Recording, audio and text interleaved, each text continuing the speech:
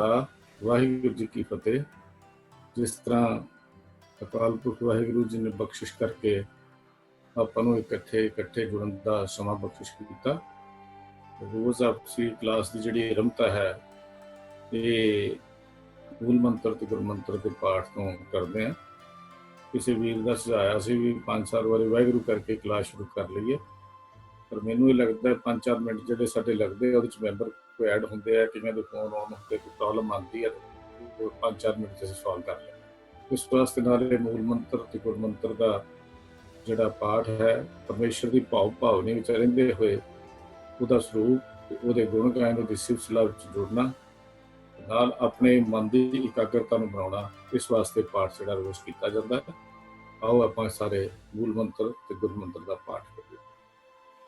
ਇੱਕ ਓੰਕਾਰ ਸਤਨਾਮ ਕਰਤਾ ਪੁਰਖ ਨਿਰਭਉ ਨਿਰਵੈਰ ਅਕਾਲ ਮੂਰਤ ਅਜੂਨੀ ਸਹਿਬੰ ਗੁਰ ਪ੍ਰਸਾਦ।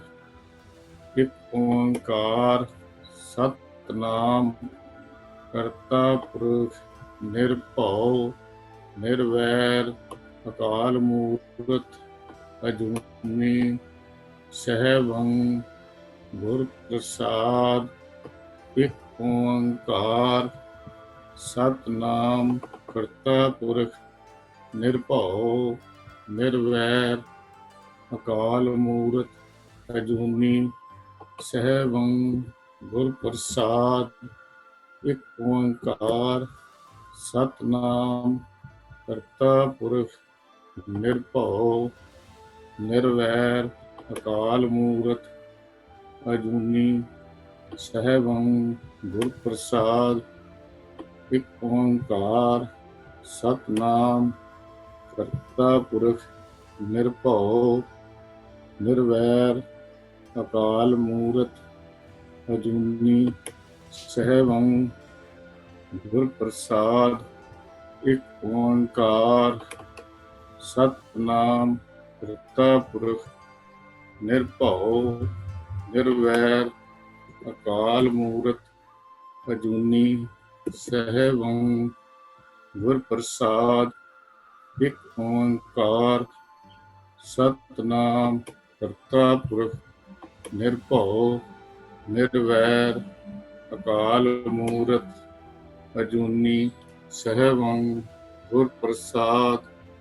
ਇੱਕ ਓੰਕਾਰ ਸਤਨਾਮ ਕਰਤਾ ਪੁਰਖ ਨਿਰਭਉ ਨਿਰਵੈਰ ਅਕਾਲ ਮੂਰਤ ਅਜੂਨੀ ਸਹਿਬੰ ਗੁਰ ਪ੍ਰਸਾਦ। ਵਾਹਿਗੁਰੂ ਵਾਹਿਗੁਰੂ ਵਾਹਿਗੁਰੂ ਵਾਹਿਗੁਰੂ ਵਾਹਿਗੁਰੂ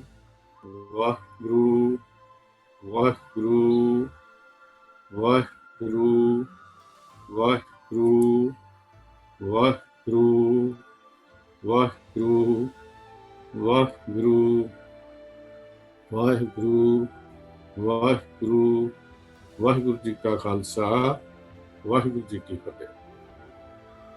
ਅਕਾਲ ਪੁਰਖ ਵਾਹਿਗੁਰੂ ਜੀ ਦੀ ਬਖਸ਼ਿਸ਼ ਨਾਲ ਅੱਜ ਆਪਾਂ ਫਿਰ ਸਾਰੇ ਜੁੜੇ ਬੈਠੇ ਹਾਂ, ਇਸ ਵਾਸਤੇ ਵੀ ਅਸੀਂ ਗੁਰੂ ਦੀ ਗੱਲ ਕਹਿ ਸਕੀਏ, ਸੁਣ ਸਕੀਏ, ਆਪਸ ਵਿੱਚ ਉਹਦਾ ਵਿਚਾਰ ਵਟਾਂਦਰਾ ਕਰ ਸਕੀਏ। ਜਿਹੜੇ ਸਵਾਲ ਸਿੱਧਾਂ ਨੇ ਪੁੱਛੇ ਜਾਂ ਗੁਰੂ ਨਾਨਕ ਦੇਵ ਪਾਤਸ਼ਾਹ ਜੀ ਨੇ ਜਵਾਬ ਦਿੱਤੇ, ਉਹਦੇ ਲਗਭਗ ਹਰ ਗੁਰਸਿੱਖ ਦੀ ਜੀਵਨ ਵਿੱਚ ਰੋਜ਼ ਹੀ ਉਹ ਲਾਗੂ ਹੁੰਦੇ ਆ। ਉਹਨਾਂ ਨੂੰ ਸਮਝਣ ਲਈ, ਵਿਚਾਰਨ ਲਈ ਸਾਨੂੰ ਬਹੁਤ ਇਕਾਗਰਤਾ ਦੀ ਲੋੜ ਹੈ। ਇਹ ਸਵਾਲ ਕੇਵਲ ਸਿੱਧਾਂ ਦੇ ਨਹੀਂ ਹਨ, ਇਹ ਤਕਰੀਬਨ ਹਰ ਜਿਗਿਆਸੂ ਦੇ ਸਵਾਲ ਹਨ। ਕੱਲ ਅਸੀਂ ਵਿਚਾਰ ਕੀਤੀ ਸੀ ਸਿੱਧ ਗੋਸ਼ਟ ਦੀ ਜਿਹੜੀ ਚੌਥੀ ਪੌੜੀ ਸੀ, ਉਹਦੇ ਵਿਚਾਰ ਆਪਾਂ ਕੀਤੀ ਸੀ। ਦੁਨੀਆ ਸਾਗਰ ਦੁੱਤਰ ਕਹੀਏ ਕਿਉਂ ਕਰ ਪਾਈਏ ਪਾਰੋ, ਚਰਪਟ ਬੋਲੇ ਉਦੂ ਨਾਨਕ ਜਿਹੇ ਸੱਚਾ ਵਿਚਾਰੋ। ਆਪੇ ਆਖੇ ਆਪੇ ਸਮਝੇ ਕਿਸ ਕਿਆ ਉੱਤਰ ਦੀਜੈ, ਸਾਜ ਕਹੂੰ ਤੁਮ ਪਾਰਗ੍ਰਾਮੀ ਤੁਝ ਕਿਆ ਵੈਸਣ ਬੀਜ। ਇੱਥੇ ਜਦੋਂ ਚਰਪਟ ਨੇ ਸਵਾਲ ਕੀਤਾ ਸੀ, ਗੁਰੂ ਪਾਤਸ਼ਾਹ ਜੀ ਨੇ ਉਸ ਸਵਾਲ ਦਾ ਜਵਾਬ, ਜਦੋਂ ਆਪਾਂ ਵਿਚਾਰਦੇ ਹਾਂ, ਕੱਲ ਵੀ ਗੱਲ ਕੀਤੀ ਸੀ ਵੀ ਸੰਸਾਰ ਭਵਜਲ ਤੋਂ ਪਾਰ ਕਿਵੇਂ ਹੋਈਏ, ਲੰਘਣ ਦਾ ਢੰਗ ਕੀ ਹੈ, ਇਹ ਸਾਰੀਆਂ ਚੀਜ਼ਾਂ ਚਰਪਟ ਨੇ ਸਵਾਲ ਕੀਤੇ। ਗੁਰੂ ਪਾਤਸ਼ਾਹ ਜੀ ਨੇ ਜਵਾਬ ਦੇਣ ਦੀ ਬਜਾਏ ਛੋਟਾ ਜਿਹਾ ਇੱਕ ਜਵਾਬ ਦੇ ਦਿੱਤਾ। ਸਤਿਗੁਰੂ ਕਹਿਣ ਲੱਗੇ, ਚਰਪਟ ਤੈਨੂੰ ਪਤਾ ਹੈ, ਤੂੰ ਸਭ ਕੁਝ ਜਾਣਦਾ ਹੀ ਹੈ, ਤੈਨੂੰ ਇਸ ਗੱਲ ਦਾ ਪਤਾ ਹੀ ਹੈ, ਤੇ ਫਿਰ ਵੀ ਤੂੰ ਜਾਣ ਬੁੱਝ ਕੇ ਸਵਾਲ ਪੁੱਛ ਰਿਹਾ। ਜਾਣ ਬੁੱਝ ਕੇ ਸਵਾਲ ਪੁੱਛਣ ਦੇ ਮਨੋਰਥ ਹੀ ਹੁੰਦੇ ਨੇ ਕਿ ਜਾਂ ਤਾਂ ਤੂੰ ਪਰਖ ਕਰਨਾ ਚਾਹੁੰਦਾ, ਦੂਸਰੇ ਨੂੰ ਜੱਜ ਕਰਨ ਦੇ ਲਈ ਸਵਾਲ ਪੁੱਛਿਆ ਜਾ ਰਿਹਾ, ਜਾਂ ਤੂੰ ਸਾਡੀ ਇਮਤਿਹਾਨ ਲੈਣਾ ਚਾਹੁੰਦਾ। ਕੁਛ ਇਹੋ ਜਿਹੀਆਂ ਗੱਲਾਂ ਜਿਹੜੀਆਂ ਹਨ, ਤੇ ਉਹਨਾਂ ਨੇ ਗੁਰੂ ਪਾਤਸ਼ਾਹ ਜੀ ਨੇ ਉਹਦਾ ਜਵਾਬ ਬੜਾ ਛੋਟਾ ਦੇ ਦਿੱਤਾ। ਕਹਿਣ ਲੱਗੇ, ਚਰਪਟ ਜਦ ਤੈਨੂੰ ਪਤਾ ਹੀ ਹੈ ਕਿ ਸਾਰੀ ਚੀਜ਼ਾਂ ਤੋਂ ਤੂੰ ਫਿਰ ਮੈਨੂੰ ਇਸ ਆਪਾਂ ਨੂੰ ਲੰਬੀ ਵਿਚਾਰ ਚਰਚਾ ਬਹਿਸ ਮੁਹਾਸਲੇ ਦੀ ਕੀ ਲੋੜ ਰਹਿ ਜਾਂਦੀ ਹੈ, ਇਹ ਜਾਣਦੇ ਹੋਏ ਵੀ ਤੂੰ ਅਣਜਾਣ ਬਣ ਕੇ ਕਿਉਂ ਇਸ ਤਰ੍ਹਾਂ ਗੱਡੀ ਚਲਾ ਰਿਹਾ। ਤੋ ਇਹ ਜਿਹੜਾ ਇੱਕ ਲਫ਼ਜ਼ ਆਇਆ ਸੀ, ਸਾਜ ਕਹੂੰ ਤੁਮ ਪਾਰ ਗ੍ਰਾਮੀ ਕੁਝ ਕਿਆ ਬੈਸਣ ਦਿੱਜੈ। ਪਾਰਗ੍ਰਾਮੀ ਦਾ ਹੁੰਦਾ ਸਾਰਾ ਕੁਝ ਜਾਣਨ ਵਾਲਾ। ਇੱਥੇ ਲਫ਼ਜ਼ ਬੈਸਣ ਆਇਆ ਸੀ। ਕੱਲ ਆਪਾਂ ਇਹਦੇ ਪੂਰੇ ਅਰਥ ਨਹੀਂ ਕਰ ਸਕੇ, ਇਹ ਕਹਿ ਲਈਏ ਜਾਂ ਮੈਂ ਸਪਸ਼ਟ ਵੀ ਸ਼ਾਇਦ ਉਹਨੂੰ ਨਹੀਂ ਕੀਤਾ। ਆਮ ਤੌਰ ਦੇ ਉੱਤੇ ਬੈਸਣ ਦੇ ਅਰਥ ਜਿਹੜੇ ਹਨ ਉਹ ਵੱਖਰੇ ਵੱਖਰੇ ਵਿਦਵਾਨਾਂ ਨੇ, ਵੱਖਰੇ ਵੱਖਰੇ ਟੀਕਾਕਾਰਾਂ ਨੇ, ਵੱਖਰੇ ਵੱਖਰੇ ਗੁਰੂ ਗ੍ਰੰਥ ਸਾਹਿਬ ਜੀ ਦੀ ਵਿਚਾਰ ਜਿਹੜੇ ਕਰਨ ਵਾਲੇ ਹਨ, ਉਹਨਾਂ ਨੇ ਜਿਹੜੇ ਕੀਤੇ। ਉਹ ਇਸ ਤਰ੍ਹਾਂ ਜੇ ਫਰੀਦਕੋਟੀ ਟੀਕਾ ਹੈ, ਉਹਦੇ 'ਚ ਉਹਨਾਂ ਲਿਖਿਆ, ਤੁਮਕੋ ਬੈਸਣ ਦਾ ਮਤਲਬ ਉੱਤਰ ਕਿਉਂ ਦਈਏ। ਉਹਨੂੰ ਇਹਦਾ ਬੈਸਣ ਦਾ ਅਰਥ ਕੀਤਾ ਉੱਤਰ ਕਿਉਂ ਦਈਏ। ਫਿਰ ਦੂਜੇ ਸ਼ਬਦਾਰਥ ਜਿਹੜੇ ਸ਼੍ਰੋਮਣੀ ਕਮੇਟੀ ਨੇ ਕੀਤੇ, ਗੁਰਦੁਆਰਾ ਪ੍ਰਬੰਧਕ ਕਮੇਟੀ ਨੇ, ਉਹਨਾਂ ਨੇ ਇਹ ਅਰਥ ਕੀਤੇ, ਤੈਨੂੰ ਇਸ ਵਿਚਾਰ ਵਿੱਚ ਕੀ ਬਹਿਣ ਦਈਏ, ਵੀ ਤੈਨੂੰ ਇਸ ਵਿਚਾਰ 'ਚ ਕਿਉਂ ਬਹਿਣ ਦਈਏ ਜਾਂ ਕੀ ਬਹਿਣ ਦਈਏ। ਪ੍ਰੋਫੈਸਰ ਸਾਹਿਬ ਸਿੰਘ ਜੀ ਨੇ ਦਰਪਣ ਦੇ ਵਿੱਚ ਜਿਹੜੇ ਅਰਥ ਕੀਤੇ ਉਹ ਹੈ ਵੀ ਚਰਪਟ ਤੇਰੇ ਪ੍ਰਸ਼ਨ 'ਚ ਤਾਂ ਕੋਈ ਇਕਾਈ ਲੱਭਣ ਦੀ ਲੋੜ ਹੀ ਨਹੀਂ, ਪ੍ਰਸ਼ਨ ਤੇਰਾ ਠੀਕ ਹੈ ਤੇ ਤੂੰ ਇੱਕ ਗੱਲ ਜਾਣਦਾ ਵੀ। ਭਾਈ ਵੀਰ ਸਿੰਘ ਜੀ ਜਿਹੜੀ ਪੰਜ ਗ੍ਰੰਥੀ ਸਟੀਕ ਹੈ ਭਾਈ ਵੀਰ ਸਿੰਘ ਜੀ ਦੀ, ਉਹਨਾਂ ਨੇ ਅਰਥ ਕੀਤੇ ਇਹਦੇ ਵੀ ਤੈਨੂੰ ਬਹਿਸ ਵਿੱਚ ਬੈਠਣ ਹੀ ਕਿਉਂ ਦਈਏ। ਉਹਨਾਂ ਨਾਲ ਲਿਖਿਆ, ਬੈਠਣ ਹੀ ਕਿਉਂ ਦਈਏ। ਇਹ ਉਹਨਾਂ ਦਾ ਅਰਥ ਸੀ। ਗੁਰੂ ਨਾਨਕ ਬਾਣੀ ਪ੍ਰਕਾਸ਼ ਦੇ ਵਿੱਚ ਇਹਦੇ ਅਰਥ ਕੀਤੇ ਹੈ, ਕਿਸੇ ਬੈਸਣ ਦੇ ਅਰਥ ਕੀਤੇ ਨੇ। ਤੁਹਾਡੇ ਪ੍ਰਸ਼ਨ 'ਚ ਮੈਨੂੰ ਕੋਈ ਦੋਸ਼ ਲੱਭਣ ਦੀ ਲੋੜ ਨਹੀਂ। ਜਿਹੜੇ ਪ੍ਰੋਫੈਸਰ ਸਾਹਿਬ ਸਿੰਘ ਜੀ ਨੇ ਅਰਥ ਕੀਤੇ, ਉਹੀ ਅਰਥ ਗੁਰੂ ਨਾਨਕ ਬਾਣੀ ਪ੍ਰਕਾਸ਼ ਦੇ ਵਿੱਚ ਵੀ ਆਲਮੋਸਟ ਸੇਮ ਹੀ ਕੀਤੇ। ਹੁਣ ਇਸ ਗੱਲ ਦਾ ਆਪਾਂ ਨਿਰਣੇ ਤੇ ਕਿਵੇਂ ਪਹੁੰਚੀਏ ਵੀ ਇਹਦੇ ਅਰਥ ਠੀਕ ਕਿਹੜੇ ਨੇ ਤੇ ਗਲਤ ਕਿਹੜੇ ਨੇ, ਇਸ ਗੱਲ ਦਾ ਨਿਰਣਾ ਆਪਾਂ ਕਿੱਦਾਂ ਕਰੀਏ। ਗੁਰੂ ਸਾਹਿਬ ਜੀ ਦੇ ਇਸ ਅੱਖਰ ਦੇ ਨਿਰਣੇ ਦੇ ਲਈ ਸਾਨੂੰ ਮਹਾਨ ਕੁਝ ਦਾ ਆਸਰਾ ਲੈਣਾ ਪੈਂਦਾ। ਭਾਈ ਕਾਹਨ ਸਿੰਘ ਜੀ ਨਾਭਾ ਨੇ ਇਨਸਾਈਕਲੋਪੀਡੀਆ ਆਫ ਸਿੱਖਿਜ਼ਮ ਜੋ ਮਹਾਨ ਕੁਝ ਲਿਖਿਆ, ਉਹਦਾ ਸਾਨੂੰ ਫਿਰ ਆਸਰਾ ਲੈਣਾ ਪੈਂਦਾ। ਕੱਲ ਕੁਛ ਉਹਦਾ ਦੇਖ ਕੇ ਵੀ ਮੈਨੂੰ ਆਪਣੇ ਆਪ ਸ਼ਾਇਦ ਇਹ ਲੱਗਾ ਵੀ ਸ਼ਾਇਦ ਬੈਸਣ ਦੇ ਅਰਥ ਕੱਲ ਅਸੀਂ ਠੀਕ ਤਰੀਕੇ ਨਾਲ ਨਹੀਂ ਕਰ ਸਕੇ, ਕਿਉਂਕਿ ਮੈਂ ਇੱਥੇ ਹੋਣ ਕਰਕੇ ਮੇਰੇ ਕੋਲ ਬਹੁਤੇ ਸਾਧਨ ਨਹੀਂ ਹਨ। ਮੇਰੇ ਕਿਤਾਬਾਂ ਜਾਂ ਬੁੱਕਸ ਸਾਰੀਆਂ ਕੁਛ ਇੰਡੀਆ ਤੇ ਕੁਛ ਹਿਊਸਟਨ ਟੈਕਸਾਸ ਦੇ ਵਿੱਚ ਪਈਆਂ, ਪਰ ਫਿਰ ਵੀ ਮਹਾਨ ਕੋਸ਼ ਦਾ ਜਿਵੇਂ ਵੀ ਹੋਇਆ ਆਨਲਾਈਨ ਲੱਭ ਲਵਾ ਕੇ ਇਹਦਾ ਅਰਥ ਆਪਾਂ ਲੱਭਿਆ। ਭਾਈ ਕਾਹਨ ਸਿੰਘ ਜੀ ਨੇ ਬੈਸਣ ਪਦ ਦੇ ਅਰਥ ਜਿਹੜੇ ਕੀਤੇ ਹਨ, ਉਹ ਚਾਰ ਅਰਥ ਦਿੱਤੇ। ਇੱਕ ਅਰਥ ਦਿੱਤਾ ਉਹਨਾਂ ਨੇ ਅਧੀਨ ਹੋਣਾ, ਕਿਸੇ ਦੇ ਗੁਲਾਮ ਹੋ ਜਾਣਾ। ਦੂਜਾ ਹੈਗਾ ਬਸਣਾ, ਕਿਸੇ ਜਗ੍ਹਾ ਤੇ ਵਸ ਜਾਣਾ। ਤੀਜਾ ਅਰਥ ਨਿਵਾਸ ਕਰਨਾ, ਜਿੱਥੇ ਉਹਦਾ ਟਿਕਾਣਾ ਬਣਾਉਣਾ। ਤੇ ਚੌਥੇ ਨੰਬਰ ਤੇ ਹੈ ਬਹਿਸ ਕਰਨੀ, ਚਰਚਾ ਕਰਨੀ। ਤੁਝ ਕਿਆ ਬੈਸਣ ਦੀਜੇ ਸਿੱਧ ਗੋਸ਼ਟ ਦੇ ਅਰਥ ਕੀਤੇ ਹਨ। ਗੁਰਬਾਣੀ ਵਿਆਕਰਣ ਦੇ ਵਿੱਚ ਇੱਥੇ ਜਿਹੜੀ ਬਹਿਸ ਚਰਚਾ ਉਹਨਾਂ ਨੇ ਕੀਤੇ, ਵਿਚਾਰ ਕਰਨੀ, ਬਹਿਸ ਕਰਨੀ, ਵੀ ਤੈਨੂੰ ਮੈਂ ਤੇਰੇ ਨਾਲ ਵਿਚਾਰ ਕਰਨ ਦੀ ਬਹਿਸਣ ਦੀ ਲੋੜ ਨਹੀਂ, ਤੈਨੂੰ ਸਾਰਾ ਕੁਝ ਪਤਾ ਹੈ।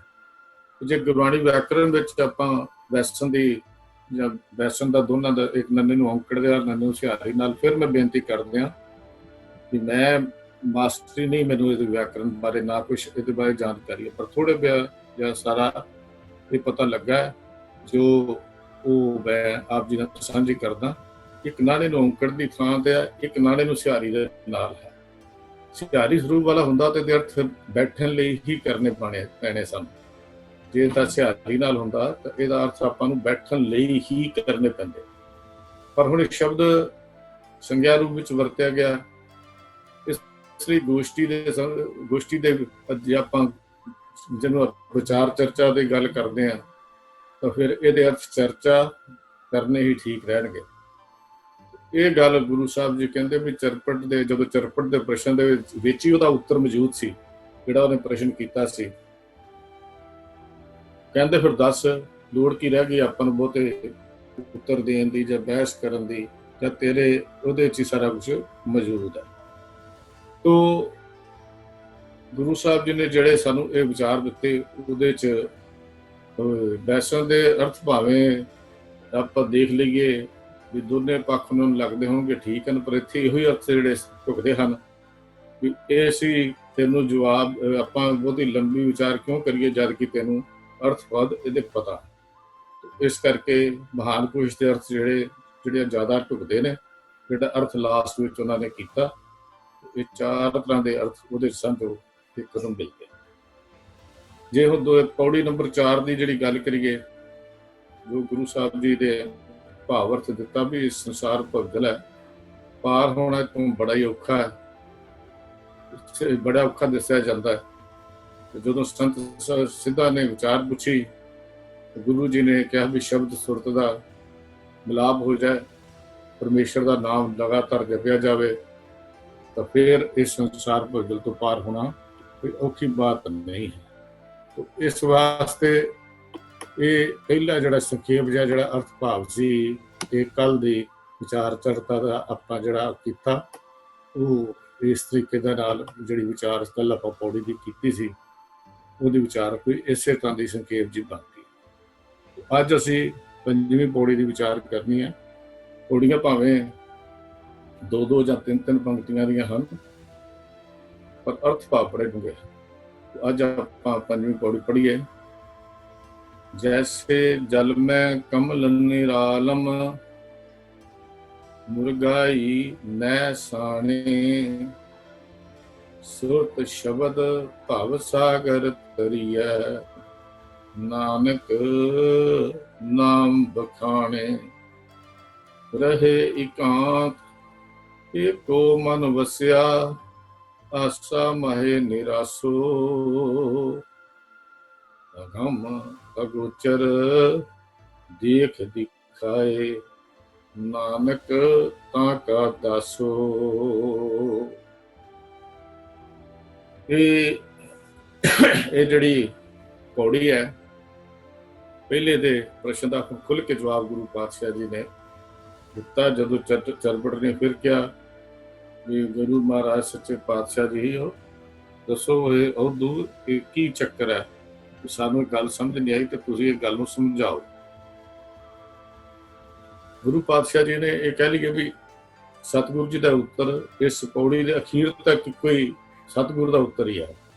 ਹੁਣ ਇਸ ਪੌੜੀ ਦੇ ਵਿੱਚ ਕੋਈ ਕੁਐਸਚਨ ਨਹੀਂ ਹੈ ਚਰਪਟ ਕੋਲੋਂ। ਕੁਐਸਚਨ ਕੱਲ ਹੀ ਸੀ ਉਹਦਾ, ਉੱਤਰ ਸਾਗਰ ਤੋਂ ਕਿਵੇਂ ਪਾਰ ਹੋਣਾ, ਔਖਾ ਸਾਰ ਨਾ ਤਰਿਆ ਜਾਣ ਵਾਲਾ, ਜਿਸ ਸੰਸਾਰ ਭਗਦਲ ਤੋਂ ਅਸੀਂ ਪਾਰ ਨਹੀਂ ਹੋ ਸਕਦੇ, ਉਹ ਕਿਵੇਂ ਪਾਰ ਕਰੀਏ, ਕਿਵੇਂ ਅਸੀਂ ਉਹਦੇ ਚੋਂ ਲੰਘੀਏ। ਇਹ ਗੱਲ ਜਿਹੜੀ ਸੀ ਕੱਲ ਦੀ ਪੌੜੀ ਤੋਂ ਨੇ ਪੁੱਛੀ, ਤੇ ਇਸ ਅੱਜ ਦੀ ਪੌੜੀ ਦੇ ਵਿੱਚ ਪੂਰੀ ਦੇ ਵਿੱਚ ਹੀ ਗੁਰੂ ਸਾਹਿਬ ਦਾ ਜਵਾਬ ਹੀ ਚੱਲਿਆ ਹੁੰਦਾ ਹੈ। ਇਹ ਪ੍ਰਮਾਣ ਅਸੀਂ ਆਮ ਹੀ ਕਥਾਕਾਰ ਵਿਦਵਾਨ ਵਰਤਦੇ ਨੇ, ਜਿਹੜਾ ਅੱਜ ਦਾ ਇਹ ਪ੍ਰਮਾਣ ਆਇਆ, ਅਸੀਂ ਵੀ ਇਹ ਪ੍ਰਮਾਣ ਨੂੰ ਆਮ ਵਰਤਦੇ ਹਾਂ। ਜੈਸੇ ਜਲ ਮੈਂ ਕਮਲ ਨਿਰਾਲਮ, ਮੁਰਗਾਈ ਨੈ ਸਾਵੇਂ। 2 ਉਦਾਹਰਨਾਂ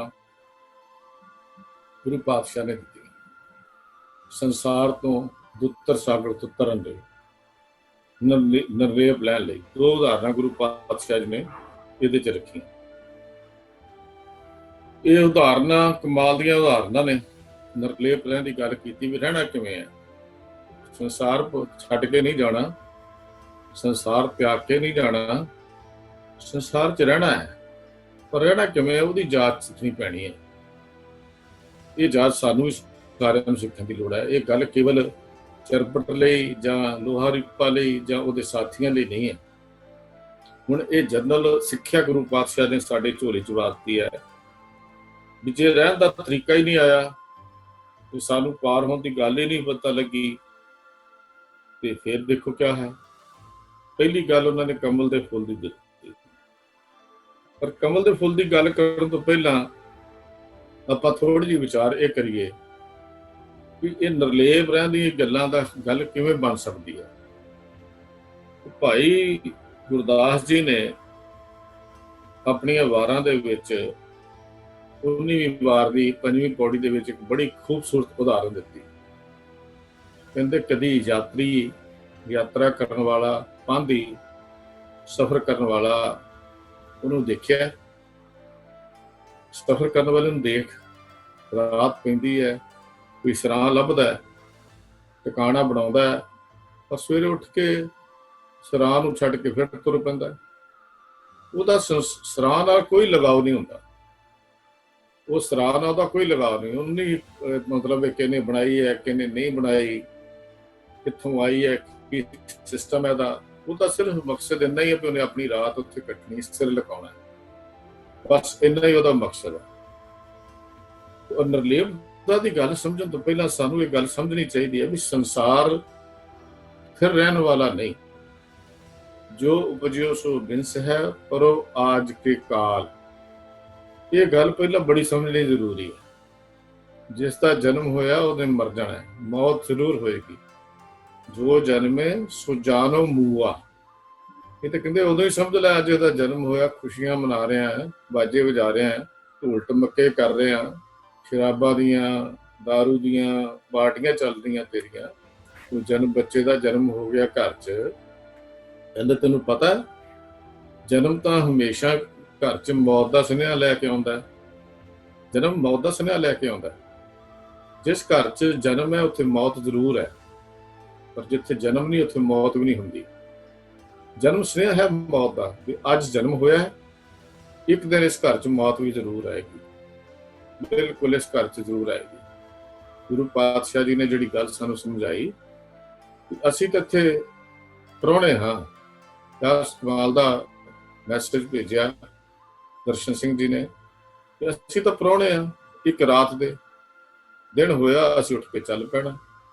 ਅਸੀਂ ਉੱਥੇ ਯਾਤਰੀ ਵਾਂਗ ਹਾਂ, ਜਿਹੜੇ ਸਰਾਂ ਦੇ ਵਿੱਚ ਆਉਂਦੇ ਨੇ, ਰਾਤ ਟਿਕਦੇ ਆ, ਫਿਰ ਚੱਲ ਪੈਂਦੇ ਆ। ਕਹਿੰਦੇ ਨੇ ਉਹਨੂੰ, ਯਾਤਰੀ ਨੂੰ ਕੋਈ ਇੱਛਾ ਨਹੀਂ ਹੁੰਦੀ ਵੀ ਮੈਂ ਇੱਥੋਂ ਕੁਛ ਲੈ ਕੇ ਜਾਣਾ, ਜਾਂ ਨਾ ਹੀ ਉਹਦੇ 'ਚ ਕੋਈ ਪਰਾਈ ਤਾਤ ਹੁੰਦੀ ਹੈ ਕਿ ਕਿਉਂ ਬਣੀ, ਕਿੱਦਾਂ ਬਣ ਗਈ, ਐਡੀ ਵੱਡੀ ਕਿਉਂ ਹੋ ਗਈ। ਉਹ ਤਾਂ ਹਮੇਸ਼ਾ ਖੁਸ਼ ਰਹਿੰਦਾ। ਯਾਤਰੀ ਨੇ ਬਸ ਸੋਹਣਾ ਟਿਕਾਣਾ ਵਾ, ਕਹਿੰਦੇ ਸ਼ੁਕਰ ਹੈ ਅੱਲਾ ਤੇਰਾ, ਵਾਹਿਗੁਰੂ ਪਰਮਾਤਮਾ, हे ਰਾਮ ਤੇਰਾ ਸ਼ੁਕਰ ਹੈ, ਜਿੰਨੇ ਮਰਜ਼ੀ ਪਰਮੇਸ਼ਰ ਦੇ ਨਾਂ ਲੈ ਲਈਏ। ਉਹ ਕਹਿੰਦਾ ਤੇਰਾ ਸ਼ੁਕਰ ਹੈ ਤੂੰ ਰਾਤ ਸਿਰ ਲਟਕਾਉਣ ਲਈ ਮੈਨੂੰ ਇੱਥੇ ਟਿਕਾਣਾ ਦੇ ਦਿੱਤਾ। ਲਗਾਓ ਕੋਈ ਨਹੀਂ ਉਹਦਾ ਉਸ ਤਰ੍ਹਾਂ ਦੇ ਨਾਲ। ਦੇਖੋ ਕਮਾਲ ਦੀ ਗੱਲ ਹੈ। ਭਾਈ ਗੁਰਦਾਸ ਜੀ ਜਿਹੜੀ ਗੱਲ ਲਿਖਦੇ, ਕਹਿੰਦੇ ਨੇ ਵਾਟ ਵਟਾਊ ਰਾਤ ਸਰਾਈ ਵਸਿਆ। ਵਾਟ ਵਟਾਊ ਪੰਥੀ ਰਸਤੇ ਤੇ ਤੁਰਿਆ ਜਾਣ ਵਾਲਾ, ਤੇ ਰਾਤ ਕਿੱਥੇ ਕਿ ਸਰਾਂ ਦੇ ਵਿੱਚ ਆ ਕੇ ਟਿਕਿਆ। ਕਹਿੰਦੇ ਨੇ ਫਿਰ ਹੋਇਆ ਕਿ ਉੱਠ ਚੱਲਿਆ ਪ੍ਰਭਾਤ ਸਰਾਈ ਦੱਸਿਆ। ਫਿਰ ਹੋਈ, ਉੱਠ ਕੇ ਚੱਲ ਪਿਆ। ਹੁਣ ਅਗਲੀਆਂ ਗੱਲਾਂ ਬੜੀਆਂ ਕਮਾਲ ਦੀਆਂ ਨੇ। ਕਹਿੰਦੇ ਨੇ ਨਾਹੇ ਪਰਾਈ ਤਾਤ ਨਾ ਚਿੱਤ ਰਹੱਸਿਆ। ਰਹੱਸ ਦਾ ਅਰਥ ਹੁੰਦਾ ਖੇੜਾ, ਖੁਸ਼ੀ। ਨਾ ਉਹਦੇ ਕੋਈ ਗਮੀ ਹੈ, ਨਾ ਉਹਦੇ ਕੋਈ ਖੁਸ਼ੀ ਹੈ, ਬਸ ਠੀਕ ਹੈ। ਰਾਤ ਪਈ, ਕੱਟੀ, ਪ੍ਰਭਾਤ ਹੋਈ, ਦਿਨ ਚੜਿਆ, ਯਾਤਰੀ ਉੱਠ ਕੇ ਤੁਰ ਪਿਆ। ਫਿਰ ਅੱਗੇ ਗੜੀ ਕਮਾਲ ਦੀ ਗੱਲ ਲਿਖੀ। ਕਹਿੰਦੇ ਨੇ ਮੂਏ ਨਾ ਪੁੱਛੇ ਜਾਤ, ਵਿਵਾਹ ਨਾ ਹੱਸਿਆ। ਗੱਲ ਸਮਝਣ ਦੀ ਲੋੜ ਹੈ। ਕਹਿੰਦੇ ਯਾਤਰੀ ਤੁਰਿਆ ਜਾ ਰਿਹਾ ਹੈ, ਅੱਗੋਂ ਕਿਸੇ ਦੀ ਅਰਥੀ ਆਉਂਦੀ ਹੈ, ਮਰਿਆ ਹੋਇਆ ਦੀ ਅਰਥੀ ਲੈ ਕੇ ਆਉਂਦੇ ਨੇ ਸ਼ਮਸ਼ਾਨ ਭੂਮੀ ਜਾਣਾ ਸੰਸਕਾਰ ਕਰਨ ਲਈ। ਯਾਤਰੀ ਨੂੰ ਕੀ ਮਤਲਬ, ਇੱਕ ਪਾਸੇ ਹੋ ਜਾਂਦਾ ਹੈ। ਭਾਵ ਮਰਨ ਦਾ ਦੁੱਖ ਉਹਦੇ ਨਹੀਂ ਹੁੰਦਾ ਵੀ ਮੈਨੂੰ ਦੁੱਖ ਹੋਇਆ ਹੈ। ਦੁੱਖ ਉਦੋਂ ਹੁੰਦਾ ਜਦੋਂ ਮੇਰਾ ਕੋਈ ਮਰ ਗਿਆ। ਜਦੋਂ ਕੋਈ ਹੋਰ ਮਰਦਾ ਉਦੋਂ ਇਨਸਾਨ ਨੂੰ ਦੁੱਖ ਨਹੀਂ ਹੁੰਦਾ, ਨਾ ਉਹਦੇ ਮਨ ਚ। ਜਦੋਂ ਮੇਰੀ ਦੀ ਵਿੱਚ ਗੱਲ ਆਣੀ ਹੈ, ਦੁੱਖ ਉਦੋਂ ਹੀ ਹੋਣਾ ਹੈ। ਨਿਰਲੇਪਤਾ ਉਦੋਂ ਹੀ ਹੋਏਗੀ ਜਦੋਂ ਮੇਰੀ ਮੁੱਕੇਗੀ। जब हम होते तब तू नहीं, अब तू ही मैं नहीं। ਜਦੋਂ ਤੂੰ ਹੈ ਉਦੋਂ ਤੱਕ ਜਦੋਂ ਤੂੰ ਨਹੀਂ ਸੀ ਉਦੋਂ ਮੇਰੀ ਸੀ, ਤੇ ਜਦੋਂ ਤੂੰ ਆ ਗਿਆ ਹੁਣ ਤੇਰੀ ਹੋ ਗਈ, ਮੇਰੀ ਖਤਮ ਹੋ ਗਈ। ਇਨਸਾਨ ਦੀ ਨਿਰਲੇਪਤਾ ਦੀ ਸਭ ਤੋਂ ਵੱਡੀ ਨਿਸ਼ਾਨੀ ਹੈ ਵੀ ਉਦੋਂ ਤੇਰੀ ਤੇਰੀ ਕਰੇ, ਮੇਰੀ ਮੇਰੀ ਨਾ ਕਰੇ। ਕਿਉਂਕਿ ਮੇਰੀ ਮੇਰੀ ਕਰਕੇ ਜਨਮ ਦਿਓ, ਮੇਰੀ ਮੇਰੀ ਕਰਦਿਆਂ ਹੀ ਜਨਮ ਮੁੱਕ ਜਾਂਦਾ।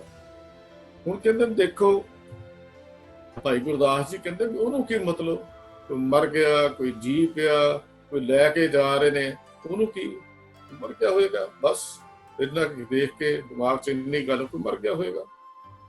ਕਹਿੰਦੇ ਨੇ ਬੂਏ ਨਾ ਪੁੱਛੇ ਜਾਤ, ਪੁੱਛਦਾ ਥੋੜੀ ਜਾ ਕੇ ਜੀ ਕੌਣ ਮਰਿਆ ਜੀ, ਕਿੱਥੋਂ ਜੀ, ਕੀ ਗੱਲ, ਕਿਉਂ? ਉਹਦਾ ਸੰਬੰਧ ਕੋਈ ਨਹੀਂ ਸੀ ਉਹਦੇ ਨਾਲ, ਨਿਰਲੇਪ ਸੀ।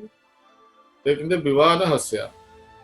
ਅੱਗੇ ਹੋਰ ਗਿਆ ਤਾਂ ਕੋਈ ਵਾਜੇ ਵੱਜਦੇ ਸੀ, ਲੋਕੀ ਭੰਗੜੇ ਪਾਉਂਦੇ ਸਨ, ਬੈਂਡ ਵੱਜ ਰਹੇ, ਉੱਥੇ ਬੁਰਾ ਹਾਲ ਹੋਇਆ ਪਿਆ। ਦੁਨੀਆ ਦਾ ਹਾਲ ਹੀ ਇਹੋ ਕੁਛ ਹੈ। ਜਦ ਕਿ ਗੁਰਮਤਿ ਇਹਨਾਂ ਗੱਲਾਂ ਦੀ ਇਜਾਜ਼ਤ ਨਹੀਂ ਦਿੰਦੀ, ਪਰ ਫਿਰ ਵੀ ਦੁਨੀਆ ਕਮਲੇ ਦੇ ਪਿੱਛੇ ਕਮਲੇ ਹੋਏ ਤੁਰੇ ਫਿਰਦੇ ਨੇ। ਪਤਾ ਹੀ ਨਹੀਂ ਜੀਣਾ ਕਿਵੇਂ ਹੈ, ਰਹਿਣਾ ਕਿਵੇਂ ਹੈ। ਉਹਨਾਂ ਨੂੰ ਪਤਾ ਹੀ ਨਹੀਂ ਹੈ ਜਿਹੜੀ ਖੁਸ਼ੀ ਥੋੜ ਚਿਰੀ ਹੈ, ਖੁਸ਼ੀ ਖਤਮ ਹੋ ਜਾਣੀ ਹੈ। ਥੋੜ ਚਿਰੀ ਖੁਸ਼ੀ ਦਾ ਗਿਆਨ ਨਹੀਂ ਹੈ ਉਹਨਾਂ ਨੂੰ। ਬਸ ਉਹ ਖੁਸ਼ੀ ਵੀ ਕਾਹਦੀ ਹੈ, ਇੱਕ ਪਰੰਪਰਾ ਜੀ ਬਣੀ ਹੋਈ ਹੈ ਜਿਹਦੇ ਵਿੱਚ ਲੱਗ ਕੇ ਅਸੀਂ ਸਾਰਾ ਕੁਛ ਆਪਣਾ ਸਮਾਂ ਵੇਸਟ ਕਰਦੇ ਹਾਂ, ਪੈਸਾ ਵੇਸਟ ਕਰਦੇ ਹਾਂ, ਔਰ ਬਹੁਤ ਕੁਝ ਆਪਣਾ ਗਵਾ ਲੈਂਦੇ ਹਾਂ। ਇੱਥੋਂ ਤੱਕ ਆਪਣਾ ਇਖਲਾਕ ਵੀ ਗਵਾ ਲੈਂਦੇ ਹਾਂ। ਜਦੋਂ ਉੱਥੇ ਨੱਚਦੇ ਡਾਂਸ, ਆਪਣੀਆਂ ਹੀ ਬੱਚੀਆਂ ਆਪਣੇ ਹੀ ਨਾਲ ਨੱਚਦੀਆਂ, ਤੇ ਲੱਗਦਾ ਏਦਾਂ ਵੀ ਇਹ ਹੁਣ ਘਰ ਨਹੀਂ ਰਿਹਾ, ਪਰਿਵਾਰ ਨਹੀਂ ਰਿਹਾ, ਇਹ ਕੋਈ ਕਲੱਬ ਬਣ ਗਿਆ। ਗੁਰੂ ਪਾਤਸ਼ਾਹ ਜੀ ਨੇ ਕਮਾਲ ਦੀਆਂ ਗੱਲਾਂ ਸਾਡੇ ਅੱਗੇ ਰੱਖੀਆਂ। ਭਾਈ ਗੁਰਦਾਸ ਜੀ ਕਹਿੰਦੇ ਉਹਦਾ ਕੀ ਮਤਲਬ, ਉਹ ਵਿਵਾਹ ਦੇ ਵਿੱਚ ਜਾ ਕੇ ਉਹ ਕਿਹੜਾ ਭੰਗੜਾ ਪਾਉਣ ਲੱਗ ਪੈਂਦਾ, ਉਹਨੂੰ ਕੀ 36 ਪ੍ਰਕਾਰ ਦਾ ਉੱਥੇ ਭੋਜਨ ਪਿਆ ਹੋਵੇ, ਪਦਾਰਥ ਤਿਆਰ ਹੋਣ।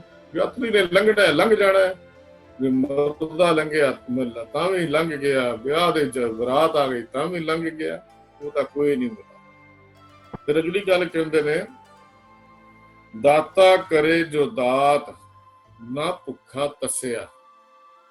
ਇਹ ਅਸਲੀ ਗੱਲ ਉਹਦੀ ਜਿਹੜੀ ਸਮਝਣ ਦੀ ਲੋੜ ਹੈ। ਉਹ ਤਾਂ ਕਹਿੰਦੇ ਨੇ ਸ਼ੁਕਰਾਨਾ ਕਰਦਾ, ਉਹ ਦਾਤਿਆ ਮੇਰਿਆ, ਜਿਹੜੀਆਂ ਦਾਤਾਂ ਤੋਂ ਦਿੱਤੀਆਂ ਨਾ, ਬਸ ਉਹਦੇ 'ਚ ਹੀ ਮੈਂ ਖੁਸ਼ ਹਾਂ, ਮੇਰਾ ਇਹਨਾਂ ਚੀਜ਼ਾਂ ਨਾਲ ਕੋਈ ਮਤਲਬ ਨਹੀਂ।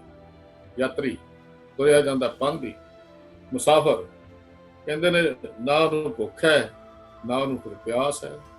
ਭਾਵ ਭੁੱਖ ਦਾ ਪਿਆਸ ਦਾ ਮਤਲਬ ਇਹ ਨਹੀਂ ਵੀ ਭੁੱਖ ਮਿਟ ਜਾਂਦੀ ਹੈ ਜਾਂ ਉਹਨੂੰ ਭੁੱਖ ਨਹੀਂ ਲੱਗਦੀ ਜਾਂ ਉਹਨੂੰ ਪਿਆਸ ਨਹੀਂ ਲੱਗਦੀ। ਭੁੱਖ ਹਰ ਬੰਦੇ ਨੂੰ ਲੱਗੇਗੀ, ਜਿਉਂਦੀ ਜਾਨ ਨੂੰ ਭੁੱਖ ਲੱਗਦੀ ਹੈ। ਜਿਉਂਦੀ ਜਾਨ ਨੂੰ ਇਹ ਨਹੀਂ ਭੁੱਖ ਨਾ ਲੱਗੇਗੀ, ਉਹਨੂੰ ਪਿਆਸ ਵੀ ਲੱਗਣੀ ਹੈ। ਯਾਤਰੀ ਪਿਆਸ ਲੱਗਦੀ, ਪਰ ਉਹਦੇ ਅੰਦਰ ਤ੍ਰਿਸ਼ਨਾ ਦੀ ਪਿਆਸ ਨਹੀਂ ਲੱਗਦੀ, ਉਹਦੇ ਅੰਦਰ ਪਦਾਰਥਾਂ ਦੀ ਭੁੱਖ ਨਹੀਂ ਹੁੰਦੀ। ਉਹਦਾ ਜ਼ਿੰਦਗੀ ਸ਼ੁਕਰਾਨੇ 'ਚ ਹੁੰਦੀ ਹੈ। ਜਦੋਂ ਉਹਦੀ ਜ਼ਿੰਦਗੀ ਸ਼ੁਕਰਾਨੇ 'ਚ ਹੁੰਦੀ ਹੈ, ਫਿਰ ਕਹਿੰਦੇ ਨੇ ਭਾਈ ਸਾਹਿਬ ਕਹਿੰਦੇ ਨੇ ਦੇਖ ਕਿਵੇਂ ਕਮਲ ਵਾਂਗੂ ਜ਼ਿੰਦਗੀ ਜੀਂਦਾ ਬੰਦਾ। ਗੁਰਮੁਖ ਸਿਮਰਨ ਦਾਤ ਕਮਲ ਵਿਗਸਿਆ। ਵਾਹ ਬਈ ਵਾਹ, ਕਹਿੰਦੇ ਵਾਹ, ਜਿਵੇਂ ਕਮਲ ਖੜਿਆ ਹੋਇਆ ਨਾ, ਜਿਹੜੇ ਗੁਰੂ ਦੀ ਸ਼ਰਨ ਪੈਂਦੇ ਨੇ, ਗੁਰੂ ਵਾਲੇ ਬਣ ਕੇ ਸਿਮਰਨ ਦੀ ਦਾਤ ਲੈ ਲੈਂਦੇ ਆ ਨਾ, ਵਾਹਿਗੁਰੂ ਦੀ ਯਾਦ ਦੀ ਦਾਤ ਲੈ ਲੈਂਦੇ ਆ, ਉਹ ਇਹੋ ਜਿਹੀ ਜ਼ਿੰਦਗੀ ਜੀ ਸਕਦੇ ਆ। ਦੂਜਾ ਨਹੀਂ, ਦੂਜਾ ਜੀ ਨਹੀਂ ਸਕਦਾ। ਆਪਣੇ ਬਲ ਦੇ ਉੱਤੇ, ਆਪਣੀ ਸਿਆਣਪ ਦੇ ਉੱਤੇ, ਆਪਣੀ ਚਤਰਾਈ ਦੇ ਉੱਤੇ ਜ਼ਿੰਦਗੀ ਥੋੜੀ ਜੀ ਸਕਦਾ। ਜ਼ਿੰਦਗੀ ਤਾਂ ਗੁਰੂ ਤੋਂ ਨਾਮ ਦੀ ਦਾਤ, ਭਾਵ ਗੁਰੂ ਦੀ ਸ਼ਰਨ ਪੈ ਕੇ, ਗੁਰੂ ਤੇ ਭਰੋਸਾ ਰੱਖ ਕੇ, ਗੁਰਮੁਖ ਬਣ ਕੇ, ਖੱਖੇ ਨੂੰ ਸਿਹਾਰੀ ਆ ਜਲ ਗੁਰੂ ਦੀ ਰਾਹੀਂ, ਗੁਰੂ ਦੀ ਚੱਲੇ, ਗੁਰੂ ਦੇ ਮਾਰਗ ਤੇ ਚੱਲ ਕੇ, ਜਦੋਂ ਗੁਰੂ ਦੇ ਮਾਰਗ ਤੇ ਚੱਲ ਕੇ ਸਿਮਰਨ ਦੀ ਦਾਤ ਲਈ ਹੈ ਨਾ, ਉਹਦੀ ਯਾਦ ਦੀ ਦਾਤ। ਸਿਮਰਨ ਦਾ ਮਤਲਬ ਕੋਈ ਖਾਸ ਲਫ਼ਜ਼ ਨਹੀਂ ਹੈ। ਸਿਮਰਨ ਦਾ ਮਤਲਬ ਹਰ ਵੇਲੇ ਵਾਹਿਗੁਰੂ ਦੇ ਸ਼ੁਕਰਾਨਾ ਤੁਹਾਡੇ ਅੰਦਰ ਚੱਲਦਾ ਰਹੇ। ਇਹ ਨਹੀਂ ਵੀ ਸਵੇਰੇ ਉੱਠ ਕੇ 1 ਘੰਟਾ ਅਸੀਂ ਬੈਠ ਗਏ ਤੇ ਵਾਹਿਗੁਰੂ ਵਾਹਿਗੁਰੂ ਕਰ ਲਈਆ ਤੇ ਬਸ ਇੰਨਾ ਹੀ ਬਹੁਤ ਹੈ। ਨੋ, ਇਹ ਤਾਂ ਸੁੱਤਿਆਂ ਜਾਗਦਿਆਂ ਬੈਠਦਿਆਂ ਉੱਠਦਿਆਂ ਖਾਂਦਿਆਂ ਤੇਰੀ ਹਰ ਬੋਲ ਵਿੱਚ ਸ਼ੁਕਰਾਨਾ ਹੋਵੇ, ਤੇਰੀ ਕਿਰਤ ਵਿੱਚ ਵੀ ਉਹਦਾ ਸ਼ੁਕਰਾਨਾ ਹੋਵੇ। ਇਹ ਸਿਮਰਨ ਦਾ ਮਤਲਬ ਇਹ ਹੈ। ਸਿਮਰਨ ਦਾ ਮਤਲਬ ਇਹ ਹੈ ਵੀ ਸਾਡੇ ਚੇਤੇ ਦਾ ਹਿੱਸਾ ਬਣ ਜਾਣਾ, ਸਾਡੀ ਯਾਦ ਦਾ ਹਿੱਸਾ ਬਣ ਜਾਣਾ। ਸਿਮਰਨ ਦਾ ਮਤਲਬ ਇਹ ਹੈ ਵੀ ਵਾਹਿਗੁਰੂ ਸਾਡੀ ਯਾਦ ਦਾ ਹਿੱਸਾ ਬਣ ਗਿਆ। ਉਹ ਗੁਰਬਾਣੀ ਪੜ੍ਹ ਕੇ ਬਣ ਜਾਏ, ਉਹ ਕੀਰਤਨ ਕਰਕੇ ਬਣ ਜਾਏ, ਕੀਰਤਨ ਸੁਣ ਕੇ ਬਣ ਜਾਏ, ਗੁਰਬਾਣੀ ਸੁਣ ਕੇ ਬਣ ਜਾਏ, ਉਹ ਯਾਦ ਦਾ ਹਿੱਸਾ ਸਾਡਾ ਵਾਹਿਗੁਰੂ ਕਰਕੇ ਬਣ ਜਾਏ, ਸਭ ਮੁਬਾਰਕ ਹੈ। ਪਰ ਉਹਨੂੰ ਆਪਣੀ ਯਾਦ ਦਾ ਹਿੱਸਾ ਬਣਾਉਣਾ ਹੈ। ਤੇ ਜਿਹਨੂੰ ਜਿਹਦੀ ਯਾਦ ਦਾ ਹਿੱਸਾ ਬਣ ਜਾਂਦਾ ਹੈ, ਭਾਈ ਸਾਹਿਬ ਕਹਿੰਦੇ ਉਹ ਤਾਂ ਕਮਲ ਵਾਂਗੂ ਖਿੜਦਾ ਹੈ, ਕਮਲ ਵਾਂਗੂ। ਜੈਸੇ ਜਲ ਮੈਂ ਕਮਲ ਨਿਰਾਲਮ। ਦੋ ਉਦਾਹਰਨਾਂ ਭਾਈ ਸਾਹਿਬ ਜੀ ਗੁਰੂ ਸਾਹਿਬ ਜੀ ਗੁਰੂ ਨਾਨਕ ਪਾਤਸ਼ਾਹ ਨੇ ਇੱਥੇ ਦਿੱਤੀਆਂ। ਹੁਣ ਦੇਖੋ, ਇਹ ਗੱਲ ਸਮਝਣ ਦੇ ਲਈ ਪਹਿਲੀ ਗੱਲ ਤਾਂ ਇਹ ਸਮਝਣ ਦੀ ਲੋੜ ਹੈ ਕਿ ਸਾਨੂੰ ਰਸਤਾ ਪਤਾ ਹੋਣਾ ਚਾਹੀਦਾ ਹੈ। ਬੜੀ ਪਾਤਸ਼ਾਹ ਨੇ ਤੁਕਾਰੀ ਰਾਗ ਵਿੱਚ ਕਮਾਲ ਦੀ ਗੱਲ ਗੁਰੂ ਮਹਾਰਾਜ ਗੁਰੂ ਨਾਨਕ ਪਾਤਸ਼ਾਹ ਹੀ ਲਿਖਦੇ ਆ ਕਿ ਤੇ ਮੇਰੇ ਮਨ, ਜੇ ਤੂੰ ਕੋਠੇ ਦੀ ਛੱਤ ਤੇ ਚੜ੍ਹਨਾ ਹੈ ਤੇ ਫਿਰ ਤੈਨੂੰ ਪੌੜੀ ਲਾਉਣੀ ਤਾਂ ਜ਼ਰੂਰੀ ਹੋਏਗੀ। ਰਸਤਾ ਤਾਂ ਹੋਣਾ ਚਾਹੀਦਾ ਕੋਠੇ ਦੀ ਛੱਤ ਤੇ ਚੜ੍ਹਨ ਲਈ। ਆਪਣੇ ਮਨ ਨੂੰ ਸਮਝਾ ਕੇ ਗੱਲ ਕਹਿੰਦੇ ਆ ਭਾਈ ਗੁਰੂ ਨਾਨਕ ਪਾਤਸ਼ਾਹ ਜੀ। ਕਹਿੰਦੇ ਨੇ, ਇਹ ਮਨ ਮੇਰਿਆ ਬਿਨ ਪੌੜੀਆਂ ਮੰਦਰ ਕਿਉਂ ਚੜੇ ਰਾਮ। ਬਿਨ ਪੌੜੀਆਂ ਮੰਦਰ ਕਿਉਂ ਚੜੇ ਰਾਮ। ਦੱਸ ਵੀ ਕਿਵੇਂ ਚੜੇਗਾ ਮਕਾਨ ਦੀ ਛੱਤ ਦੇ ਉੱਤੇ। ਆਪਾਂ ਸਾਰੇ ਘਰ ਬਣਾਉਂਦੇ ਆ, ਪਹਿਲਾਂ ਪੌੜੀ ਹਰ ਘਰ 'ਚ ਜ਼ਰੂਰ ਰੱਖਦੇ ਆ। ਇਸ ਵਾਸਤੇ ਵੀ ਸਭ ਛੱਤ ਤੇ ਚੜ੍ਹਨਾ ਪੈਣਾ। ਇਹਦਾ ਮਤਲਬ ਛੱਤ ਤੇ ਚੜ੍ਹਨ ਦਾ ਰਸਤਾ ਪਤਾ ਹੋਣਾ ਚਾਹੀਦਾ, ਕੋਈ ਰਸਤਾ ਬਣਨਾ ਵੀ ਚਾਹੀਦਾ। ਜੇ ਛੱਤ ਤੇ ਚੜ੍ਹਨ ਦਾ ਰਸਤਾ ਹੀ ਨਹੀਂ ਬਣਿਆ ਤੇ ਫਿਰ ਕਹਿੰਦੇ ਨੇ, ਦੂਜੀ ਉਦਾਹਰਨ ਦਿੰਦੇ ਨੇ, ਕਹਿੰਦੇ ਨੇ, ਇਹ ਮਨ ਮੇਰਿਆ ਬਿਨ ਬੇੜੀ ਪਾਰ ਨਾ ਅੰਬੜਾ ਨਾਮ। ਪਰਲੇ ਪਾਣੀ ਦੇ ਪਰਲੇ ਕਿਨਾਰੇ ਤੇ ਕਿਵੇਂ ਪਹੁੰਚੇਗਾ? ਤੈਨੂੰ ਪਤਾ ਹੀ ਨਹੀਂ, ਜਦੋਂ ਨਿਰਲੇਪਤਾ ਦੀ ਗੱਲ ਸਮਝ ਹੀ ਨਹੀਂ ਆਈ, ਰਹਿਣਾ ਕਿਵੇਂ ਇਸ ਸੰਸਾਰ ਦੇ ਵਿੱਚ, ਫਿਰ ਤਾਂ ਤੇਰੇ ਕੋਲ ਸਾਧ ਨਹੀਂ ਹੈ। ਨਹੀਂ, ਕਹਿੰਦੇ ਨੇ ਬਿਨ ਬੇੜੀ, ਬੇੜੀ ਤੋਂ ਬਿਨਾਂ ਭਾਵ ਕੋਈ ਸਾਧਨ ਤੋਂ ਬਿਨਾਂ, ਕੋਈ ਜਹਾਜ਼ ਤੋਂ ਬਿਨਾਂ, ਕੋਈ ਹੋਰ ਚੀਜ਼ ਤੋਂ ਬਿਨਾਂ। ਦੱਸ ਤੂੰ ਕਿਵੇਂ ਉੱਥੇ ਦਰਿਆ ਤੋਂ ਪਾਰ ਹੋ ਜਾਏਗਾ? ਮੈਂ ਗੱਲਾਂ ਹੀ ਕਰੀ ਜਾਂਦਾ, ਇਦਾਂ ਗੱਲ ਨਹੀਂ ਚੱਲਣੀ। ਕਹਿੰਦੇ ਦੇਖ, ਇੱਕ ਗੱਲ ਯਾਦ ਰੱਖੀ, ਪਰ ਇਹ ਯਾਦ ਰੱਖੀ ਵੀ ਜਿਹੜਾ ਤੇਰਾ ਪ੍ਰੀਤਮ ਹੈ, ਜਿਹੜਾ ਸੱਜਣ ਹੈ, ਮੇਰਾ ਜਿਹੜਾ ਤੇਰਾ ਪਿਆਰਾ ਹੈ, ਉਹ ਪਰਲੇ ਕਿਨਾਰੇ ਤੇ ਹੀ ਵਸਦਾ ਹੈ, ਉਹ ਕੋਠੇ ਦੀ ਛੱਤ ਤੇ ਹੀ ਵਸਦਾ ਹੈ। ਭਾਵ ਉਹਦੇ ਲਈ ਮਿਹਨਤ ਕਰਕੇ ਪੌੜੀਆਂ ਵੀ ਹੋਣਗੀਆਂ ਤੇ ਆਪਣੀ ਮਿਹਨਤ ਵੀ ਕਰਨੀ ਪਏਗੀ। ਕੱਲੀ ਮਿਹਨਤ ਨਾਲ ਨਹੀਂ, ਕੱਲੀ ਪੌੜੀਆਂ ਲੱਗਣ ਨਾਲ ਕੁਛ ਨਹੀਂ ਬਣਦਾ। ਘਰ ਪੌੜੀਆਂ ਲੱਗ ਗਈਆਂ, ਬਣ ਗਏ, ਬਸ ਠੀਕ ਦੇਖੀ ਜਾਓ ਉਹਨੂੰ। ਜੇ ਦੇਖੀ ਜਾਓਗੇ ਤਾਂ ਚੜ੍ਹ ਹੀ ਨਹੀਂ ਸਕਦੇ। ਕਹਿੰਦੇ ਨੇ ਯਾਦ ਤੇ ਪਹਿਲੇ ਇੱਕ ਗੱਲ ਖਿਆਲ ਰੱਖੀ, ਪਾਰ ਸਾਜਨ ਅਪਾਰ ਪ੍ਰੀਤਮ। ਅਪਾਰ ਅਪਰੰਪਰਾਰ ਪ੍ਰੀਤਮ ਤਾਂ ਪਰਲੇ ਪਾਸੇ ਹੈ, ਦਰਿਆ ਦੇ ਪਾਰ। ਬੇੜੀ ਹੈ ਨਹੀਂ, ਪੌੜੀਆਂ ਕੋਈ ਨਹੀਂ, ਪਰ ਕਹਿੰਦੇ ਦੇਖ ਉਹ ਬੇੜੀ ਕਿਹੜੀ ਹੈ ਜਿਹਦਾ ਤੂੰ ਉਸ ਪ੍ਰੀਤਮ ਨੂੰ ਮਿਲਣਾ ਹੈ, ਜਿਸ ਨਾਲ ਤੈਨੂੰ ਇਹ ਨਿਰਾਲਮ ਹੋ ਕੇ ਸੰਸਾਰ ਭਵਜਲ ਤੋਂ ਪਾਰ ਹੋ ਜਾਣਾ ਹੈ। ਗੁਰੂ ਸਾਹਿਬ ਕਹਿੰਦੇ ਗੁਰ ਸ਼ਬਦ ਸੁਰਤ ਲੰਘਾ, ਉਹ ਹੈ ਸ਼ਬਦ ਨੂੰ ਆਪਣੇ ਸੁਰਤ ਸ਼ਬਦ ਵਿੱਚ ਜੋੜ ਲੈਣੀ। ਭਰੋਸਾ ਰੱਖਿਆ ਜਿਹੜਾ ਸ਼ਬਦ ਆਉਣਾ ਨਾ, ਸੁਰਤ ਸ਼ਬਦ ਭਾਵ ਸਾਗਰ ਤਰੀਏ। ਇਹ ਗੁਰੂ ਪਾਤਸ਼ਾਹ ਕਹਿੰਦੇ ਨੇ ਦਰਿਆ ਤੇ ਪਰਲੇ ਕਿਨਾਰੇ ਤੋਂ ਪਹੁੰਚਣ ਦੇ ਲਈ ਸੁਰਤ ਨੂੰ ਸ਼ਬਦ ਵਿੱਚ ਜੋੜਨਾ ਪੈਂਦਾ ਹੈ। ਭਾਈ ਸਾਹਿਬ ਗੁਰੂ ਸਾਹਿਬ ਕਮਾਲ ਦੀ ਗੱਲ ਕਹਿੰਦੇ ਨੇ। ਕਹਿੰਦੇ ਫਿਰ ਗੱਲ ਜੁੜੇ ਕਿਵੇਂ? ਕਹਿੰਦੇ ਮਿਲ ਸਾਧ ਸੰਗਤ ਕਰੇ ਰਲੀਆਂ, ਫਿਰ ਨਾ ਪਛੋਤਾਵੇ। ਬੈਠ ਸਤ ਸੰਤ ਸਭਾ 'ਚ ਬੈਠ, ਸਤ ਸੰਗਤ ਵਿੱਚ ਬੈਠ, ਉੱਥੇ ਬੈਠ, ਇਹਨੂੰ ਮਨ ਨੂੰ ਕਾਬੂ ਕਰ। ਹੁਣ ਸਤਿਗੁਰੂ ਨੇ ਦੋ ਉਦਾਹਰਨਾਂ ਦਿੱਤੀਆਂ, ਜੈਸੇ ਜਲ ਮੈਂ ਕਮਲ ਨਿਰਾਲਮ, ਮੁਰਗਾਈ ਨੈ ਸਾਨੇ। ਨੈ ਤੇ ਸਾਣੇ ਲਫ਼ਜ਼ ਵੱਖਰਾ ਵੱਖਰਾ ਹੈ। ਪਦ ਅਰਥ ਆਪਾਂ ਕਰੀਏ, ਨਿਰਾਲਮ ਦਾ ਅਰਥ ਹੈ ਨਿਰਲਾਮ। ਦੋ ਲਫ਼ਜ਼ਾਂ ਦਾ ਮਿਲ, ਨਿਰ ਜਮਾ ਅਲੰਬ। ਅਲੰਬ ਦਾ ਅਰਥ ਹੁੰਦਾ ਆਸਰਾ, ਤੇ ਨਿਰਲੰਬ ਦਾ ਅਰਥ ਹੈ ਆਸਰੇ ਤੋਂ ਰਹਿਤ। ਨਿਰਾਲਾ ਦਾ ਅਰਥ ਵੀ ਜਿੱਦਾਂ ਨਿਰ ਜਮਾ ਆਲਿਆ ਹੁੰਦਾ ਹੈ। ਆਲਿਆ ਦਾ ਅਰਥ ਹੁੰਦਾ ਘਰ, ਘਰ ਤੋਂ ਬਿਨਾਂ। ਜਦੋਂ ਅਸੀਂ ਕਹਿੰਦੇ ਨਿਰਾਲਾ, ਨਿਰਾਲਾ ਦਾ ਅਰਥ ਵੱਖਰਾ, ਘਰ ਤੋਂ ਬਿਨਾਂ, ਉਹ ਨਿਰਾਲਾ ਹੀ ਹੈ। ਤੇ ਲਫ਼ਜ਼ ਨੇ ਜਿਹੜਾ ਹੈ, ਨੇ ਦਾ ਅਰਥ ਹੈ ਨਦੀ। ਇੱਥੇ ਆਪਾਂ ਲਫ਼ਜ਼ ਜਿਹੜਾ ਨੈ ਪੜ੍ਹਦੇ ਆ, ਲਫ਼ਜ਼ ਨੈ ਤੇ ਸਾਣੇ ਲਫ਼ਜ਼ ਵੱਖਰਾ ਵੱਖਰਾ ਹੈ। ਵੈਸੇ ਨੇ ਨਦੀ ਨੂੰ ਕਹਿੰਦੇ ਨੇ, ਦਰਿਆ ਨੂੰ ਕਹਿ ਲਓ, ਨਦੀ ਕਹਿ ਲਓ, ਜੋ ਮਰਜ਼ੀ ਕਹਿ ਲਈਏ। ਸਾਣੇ ਦਾ ਅਰਥ ਹੈ ਜਿਵੇਂ, ਜਿਸ ਤਰ੍ਹਾਂ। ਹੁਣ ਦੋ ਲਫ਼ਜ਼ ਇਕੱਠੇ ਨਹੀਂ ਜੋੜ ਕੇ ਪੜ੍ਹਨੇ, ਜੇ ਇਕੱਠੇ ਜੋੜ ਕੇ ਪੜਾਂਗੇ ਤਾਂ ਅਰਥ ਹੀ ਨਹੀਂ ਸਪਸ਼ਟ ਹੋਣੇ, ਪਤਾ ਹੀ ਨਹੀਂ ਲੱਗਣਾ ਕਿ ਗੁਰੂ ਸਾਹਿਬ ਕੀ ਕਹਿੰਦੇ ਨੇ। ਕਹਿੰਦੇ ਜਿਸ ਤਰ੍ਹਾਂ ਮੁਰਗਾਬੀ ਨਦੀ ਦੇ ਵਿੱਚ ਤਰਦੀ ਹੈ ਤੇ ਕਮਲ ਦਾ ਫੁੱਲ ਪਾਣੀ 'ਚ ਰਹਿੰਦਾ। ਪਰ ਕਿਆ ਕਮਾਲ ਦੀ ਗੱਲ ਹੈ, ਕਮਲ ਦਾ ਫੁੱਲ ਰਹਿੰਦਾ ਪਾਣੀ ਵਿੱਚ ਹੈ, ਪਰ ਆਪਣੇ ਪੰਖੜੀਆਂ ਨੂੰ ਕਦੇ ਪਾਣੀ ਨਹੀਂ ਲੱਗਣ ਦਿੰਦਾ, ਭਿੱਜਣ ਨਹੀਂ ਦਿੰਦਾ।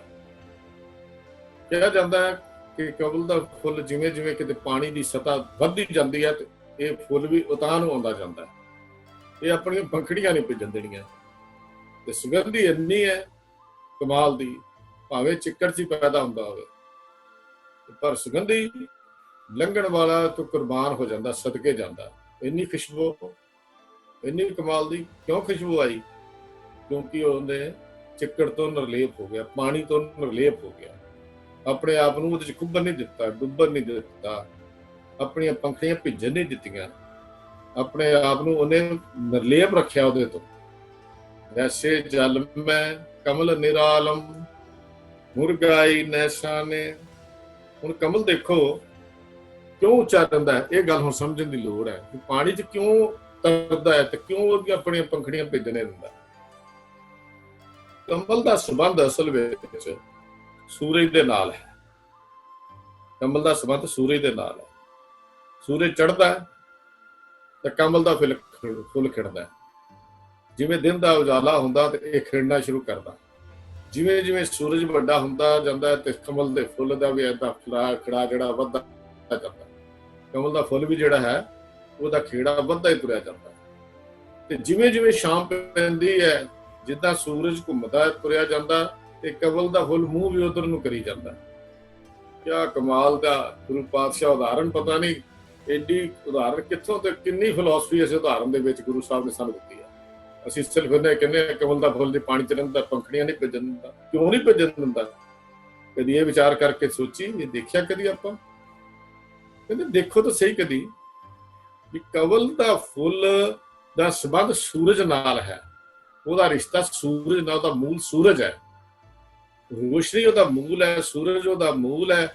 ਜਿਵੇਂ ਜਿਵੇਂ ਸੂਰਜ ਦਾ ਦਿਨ ਦੇ ਵਧਣ ਦੇ ਨਾਲ ਸੂਰਜ ਘੁੰਮਦਾ ਰਹਿੰਦਾ, ਜੇ ਉਸੇ ਤਰ੍ਹਾਂ ਕਮਲ ਦਾ ਫੁੱਲ ਵੀ ਉਧਰ ਨੂੰ ਆਪਣਾ ਮੂੰਹ ਕਰੀ ਤੁਰੀ ਜਾਂਦਾ।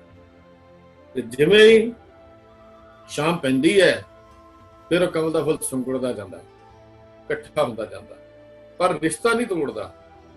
ਹਾਂ, ਕੁਝ ਸਮੇਂ ਲਈ ਇਹ ਠੀਕ ਹੈ, ਸੂਰਜ ਇੱਕ ਜਗ੍ਹਾ ਤੇ ਨਹੀਂ ਦੂਜੀ ਜਗ੍ਹਾ ਤੇ ਹੋਏਗਾ, ਪਰ ਉਹਨੇ ਆਪਣੇ ਸੰਬੰਧ ਨਹੀਂ ਤੋੜਿਆ। ਜਦੋਂ ਸੰਬੰਧ ਜੁੜ ਗਿਆ ਫਿਰ ਕਮਲ ਦਾ ਫੁੱਲ ਕਹਿੰਦੇ ਨੇ ਆਪਣੇ ਮੂਲ ਦੇ ਨਾਲ ਜੁੜਿਆ ਹੋਇਆ। ਤੇ ਜਦੋਂ ਮੂਲ ਦੇ ਨਾਲ ਜੁੜਿਆ ਰਵੇ ਉਦੋਂ ਕੋਈ ਬੰਦਾ ਡੁੱਬ ਵੀ ਨਹੀਂ ਸਕਦਾ। ਗੱਲ ਤਾਂ ਸਿਰਫ ਮੂਲ ਨਾਲ ਜੁੜਨ ਦੀ ਸੀ ਨਾ। ਪੰਖੜੀਆਂ ਨੂੰ ਤਾਂ ਨਹੀਂ ਭਿੱਜਣ ਦਿੰਦਾ ਕਮਲ ਦਾ ਫੁੱਲ, ਕਿਉਂਕਿ ਆਪਣੇ ਮੂਲ ਸੂਰਜ ਦੇ ਨਾਲ ਇਹਦਾ ਸੰਬੰਧ ਬਣ ਗਿਆ। ਤੇ ਜਦੋਂ ਸੰਬੰਧ ਬਣ ਗਿਆ, ਗੁਰੂ ਪਾਤਸ਼ਾਹ ਕਹਿੰਦੇ ਨੇ ਫਿਰ ਇਹ ਨਿਰਾਲਮ ਹੈ, ਨਿਰਲੰਭ ਹੈ, ਆਸਰੇ ਦੀ ਵੀ ਲੋੜ ਨਹੀਂ। ਕੋਈ ਪਾਣੀ 'ਚ ਉੱਦਾਂ ਹੀ ਹੈ, ਕਿਸੇ ਆਸਰੇ ਤੇ ਥੋੜੀ ਖੜਾ ਹੈ, ਬਿਨਾਂ ਕਿਸੇ ਆਸਰੇ ਤੋਂ ਖੜਾ। ਇਹਦਾ ਵੀ ਨਿਰਲੇਪ ਹੈ, ਇਹਨੂੰ ਆਸਰੇ ਦੀ ਵੀ ਲੋੜ ਕੋਈ ਨਹੀਂ। ਅਗਲੀ ਉਦਾਹਰਨ ਮੁਰਗਾਬੀ ਦੀ ਦੇ ਦਿੱਤੀ। ਇਹਨੂੰ ਮੁਰਗਾਈ ਵੀ ਕਹਿੰਦੇ ਆ, ਮੁਰਗਾਬੀ ਵੀ ਕਹਿੰਦੇ ਆ। ਸਾਡੇ ਹਰ ਬੋਲੀ ਦੇ ਆਪੋ ਆਪਣੇ ਲਫ਼ਜ਼ ਨੇ। ਬੋਲੀ ਜਿੱਥੋਂ ਦੀ ਹੁੰਦੀ ਹੈ ਉੱਥੇ ਜਿਹੜਾ ਲਫ਼ਜ਼ ਵਰਤਿਆ ਜਾਂਦਾ ਸੀ, ਗੁਰੂ ਪਾਤਸ਼ਾਹ ਜੀ ਨੇ ਉਸੇ ਲਫ਼ਜ਼ ਨੂੰ ਵਰਤ ਕੇ ਇੱਥੇ ਲਿਖ ਦਿੱਤਾ। ਅਸੀਂ ਪੰਜਾਬੀ 'ਚ ਮੁਰਗਾਬੀ ਕਹਿੰਦੇ ਆ, ਮੁਰਗਾਈ ਵੀ ਕਹਿੰਦੇ ਆ, ਲਫ਼ਜ਼ ਇੱਕੋ ਹੀ ਹੈ, ਅਰਥ ਵੀ ਇੱਕੋ ਹੀ। ਮੁਰਗਾਈ ਨੈ ਸਾਣੇ, ਨੈ ਦਾ ਅਰਥ ਫਿਰ ਮੈਂ ਦੱਸ ਰਿਹਾ ਨਦੀ, ਤੇ ਸਾਣੇ ਦਾ ਅਰਥ ਜਿਹੜਾ ਹੈਗਾ ਜਿਵੇਂ। ਜਿਵੇਂ ਮੁਰਗਾਬੀ ਨਦੀ ਦੇ ਵਿੱਚ ਭਾਵ ਪਾਣੀ ਦੇ ਵਿੱਚ ਡੁਬਕੀ ਮਾਰਦੀ ਹੈ।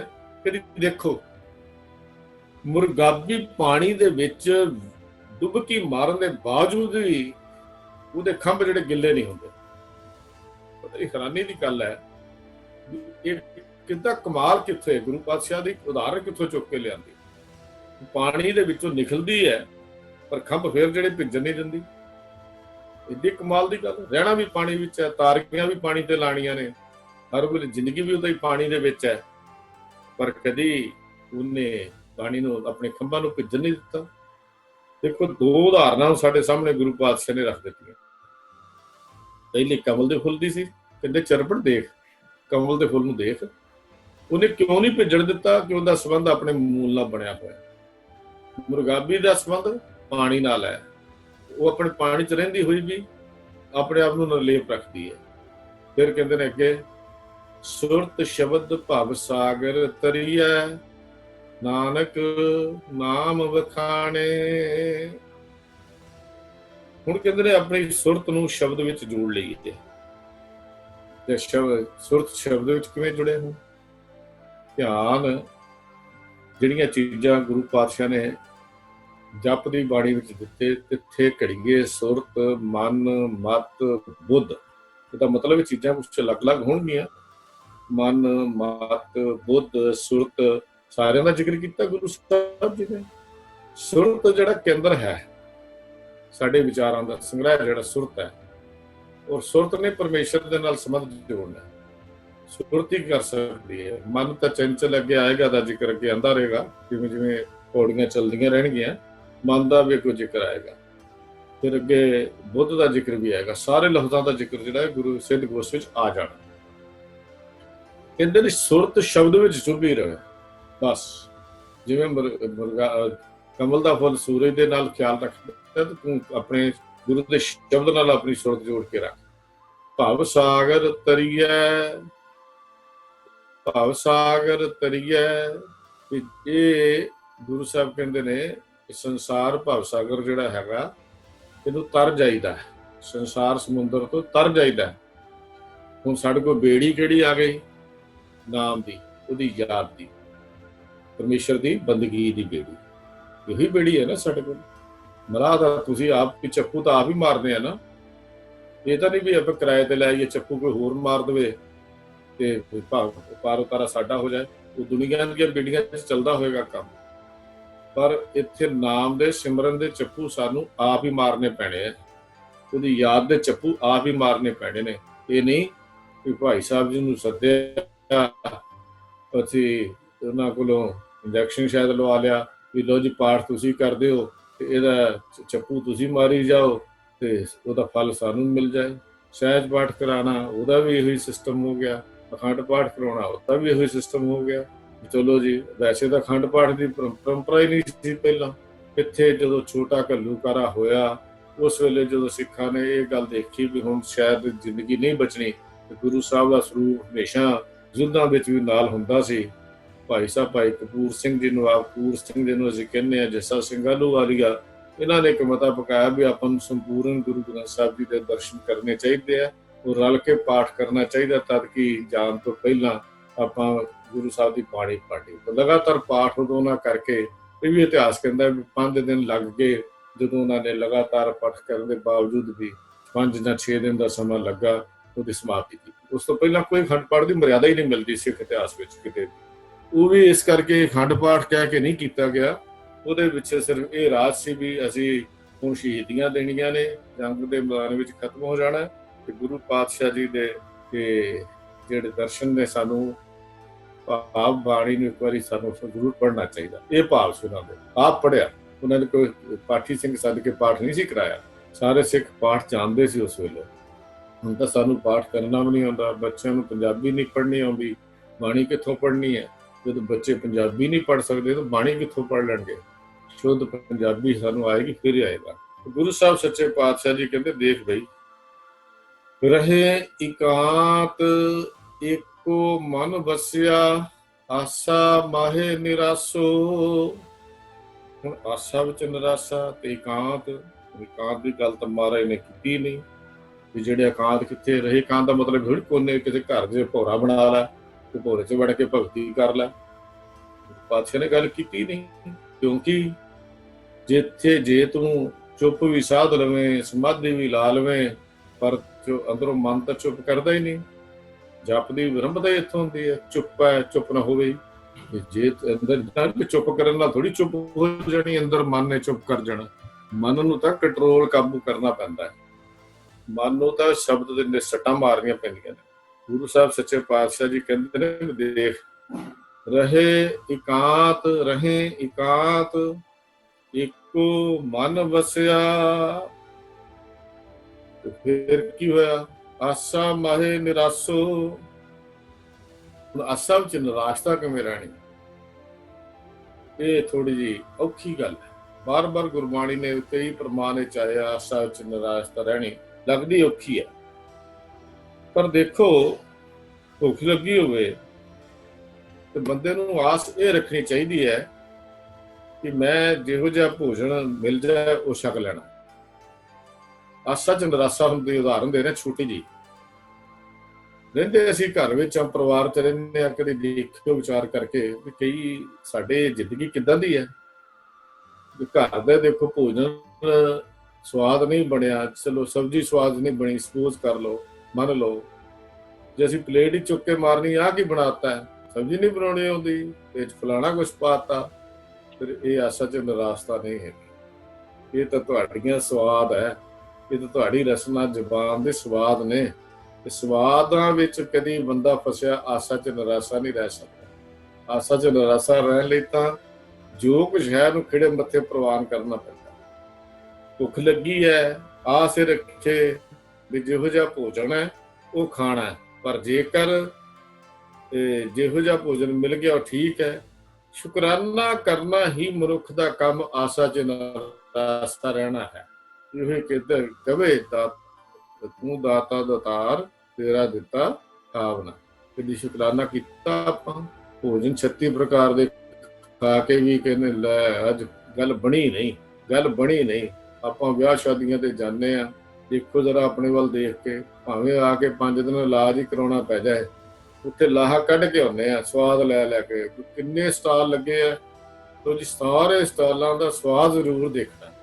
ਇਹ ਤਾਂ ਫਿਰ ਆਸਾ ਚ ਨਿਰਾਸ਼ਤਾ ਦੀ ਗੱਲ ਕਿੱਥੋਂ ਆਏਗੀ? ਜਦੋਂ ਮਨੁੱਖ ਦੇ ਖਿਆਲ ਵਿਚਾਰ ਇਹੋ ਜਿਹੇ ਨਹੀਂ ਬਣੇ ਤੇ ਆਸਾ ਵਿੱਚ ਨਿਰਾਸ਼ਤਾ ਦੀ ਗੱਲ ਜਿਹੜੀ ਹੈ ਉਹ ਨਹੀਂ ਆਏਗੀ। ਵਿੱਚ ਆਸਾ ਹੋਏ ਨਿਰਾਸ਼ੀ, ਸੋ ਜਨ ਮਿਲ ਪਾਸੀ। ਮਿਲੇਗਾ ਉਹੀ ਜਿਹੜਾ ਆਸਾ ਵਿੱਚ ਨਿਰਾਸ਼ ਹੋਏਗਾ। ਜੀਵਨ ਦੇ ਜੀਂਦਿਆਂ ਇਹ ਨਹੀਂ ਵੀ ਘਰ ਛੱਡ ਦੇਣਾ ਜਾਂ ਪਰਿਵਾਰ ਜੋਗੀ ਤੁਹਾਡੇ ਵਾਂਗੂ ਥੋੜੀ ਕਰਨਾ। ਰਹਿਣਾ ਪਰਿਵਾਰ ਦੇ ਵਿੱਚ ਹੈ, ਰਹਿਣਾ ਸਮਾਜ ਦੇ ਵਿੱਚ ਹੈ।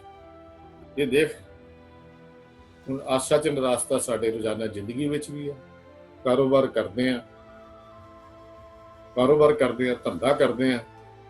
ਧੰਦਾ ਗੁਰਮਤ ਦਾ ਕੰਮ ਹੀ ਨਹੀਂ ਸੀ ਅਸਲ ਵਿੱਚ। ਧੰਦੇ ਲਫ਼ਜ਼ ਬਣ ਗਿਆ ਤਾਂ ਫਿਰ ਤੁਹਾਡੇ ਵਿੱਚ ਆਸਾ ਨਿਰਾਸ਼ਤਾ ਦੀ ਗੱਲ ਚਲੀ ਗਈ। ਗੁਰਮਤ ਨੇ ਜਿਹੜਾ ਲਫ਼ਜ਼ ਦਿੱਤਾ ਸੀ ਉਹ ਦਿੱਤਾ ਸੀ ਕਿਰਤ।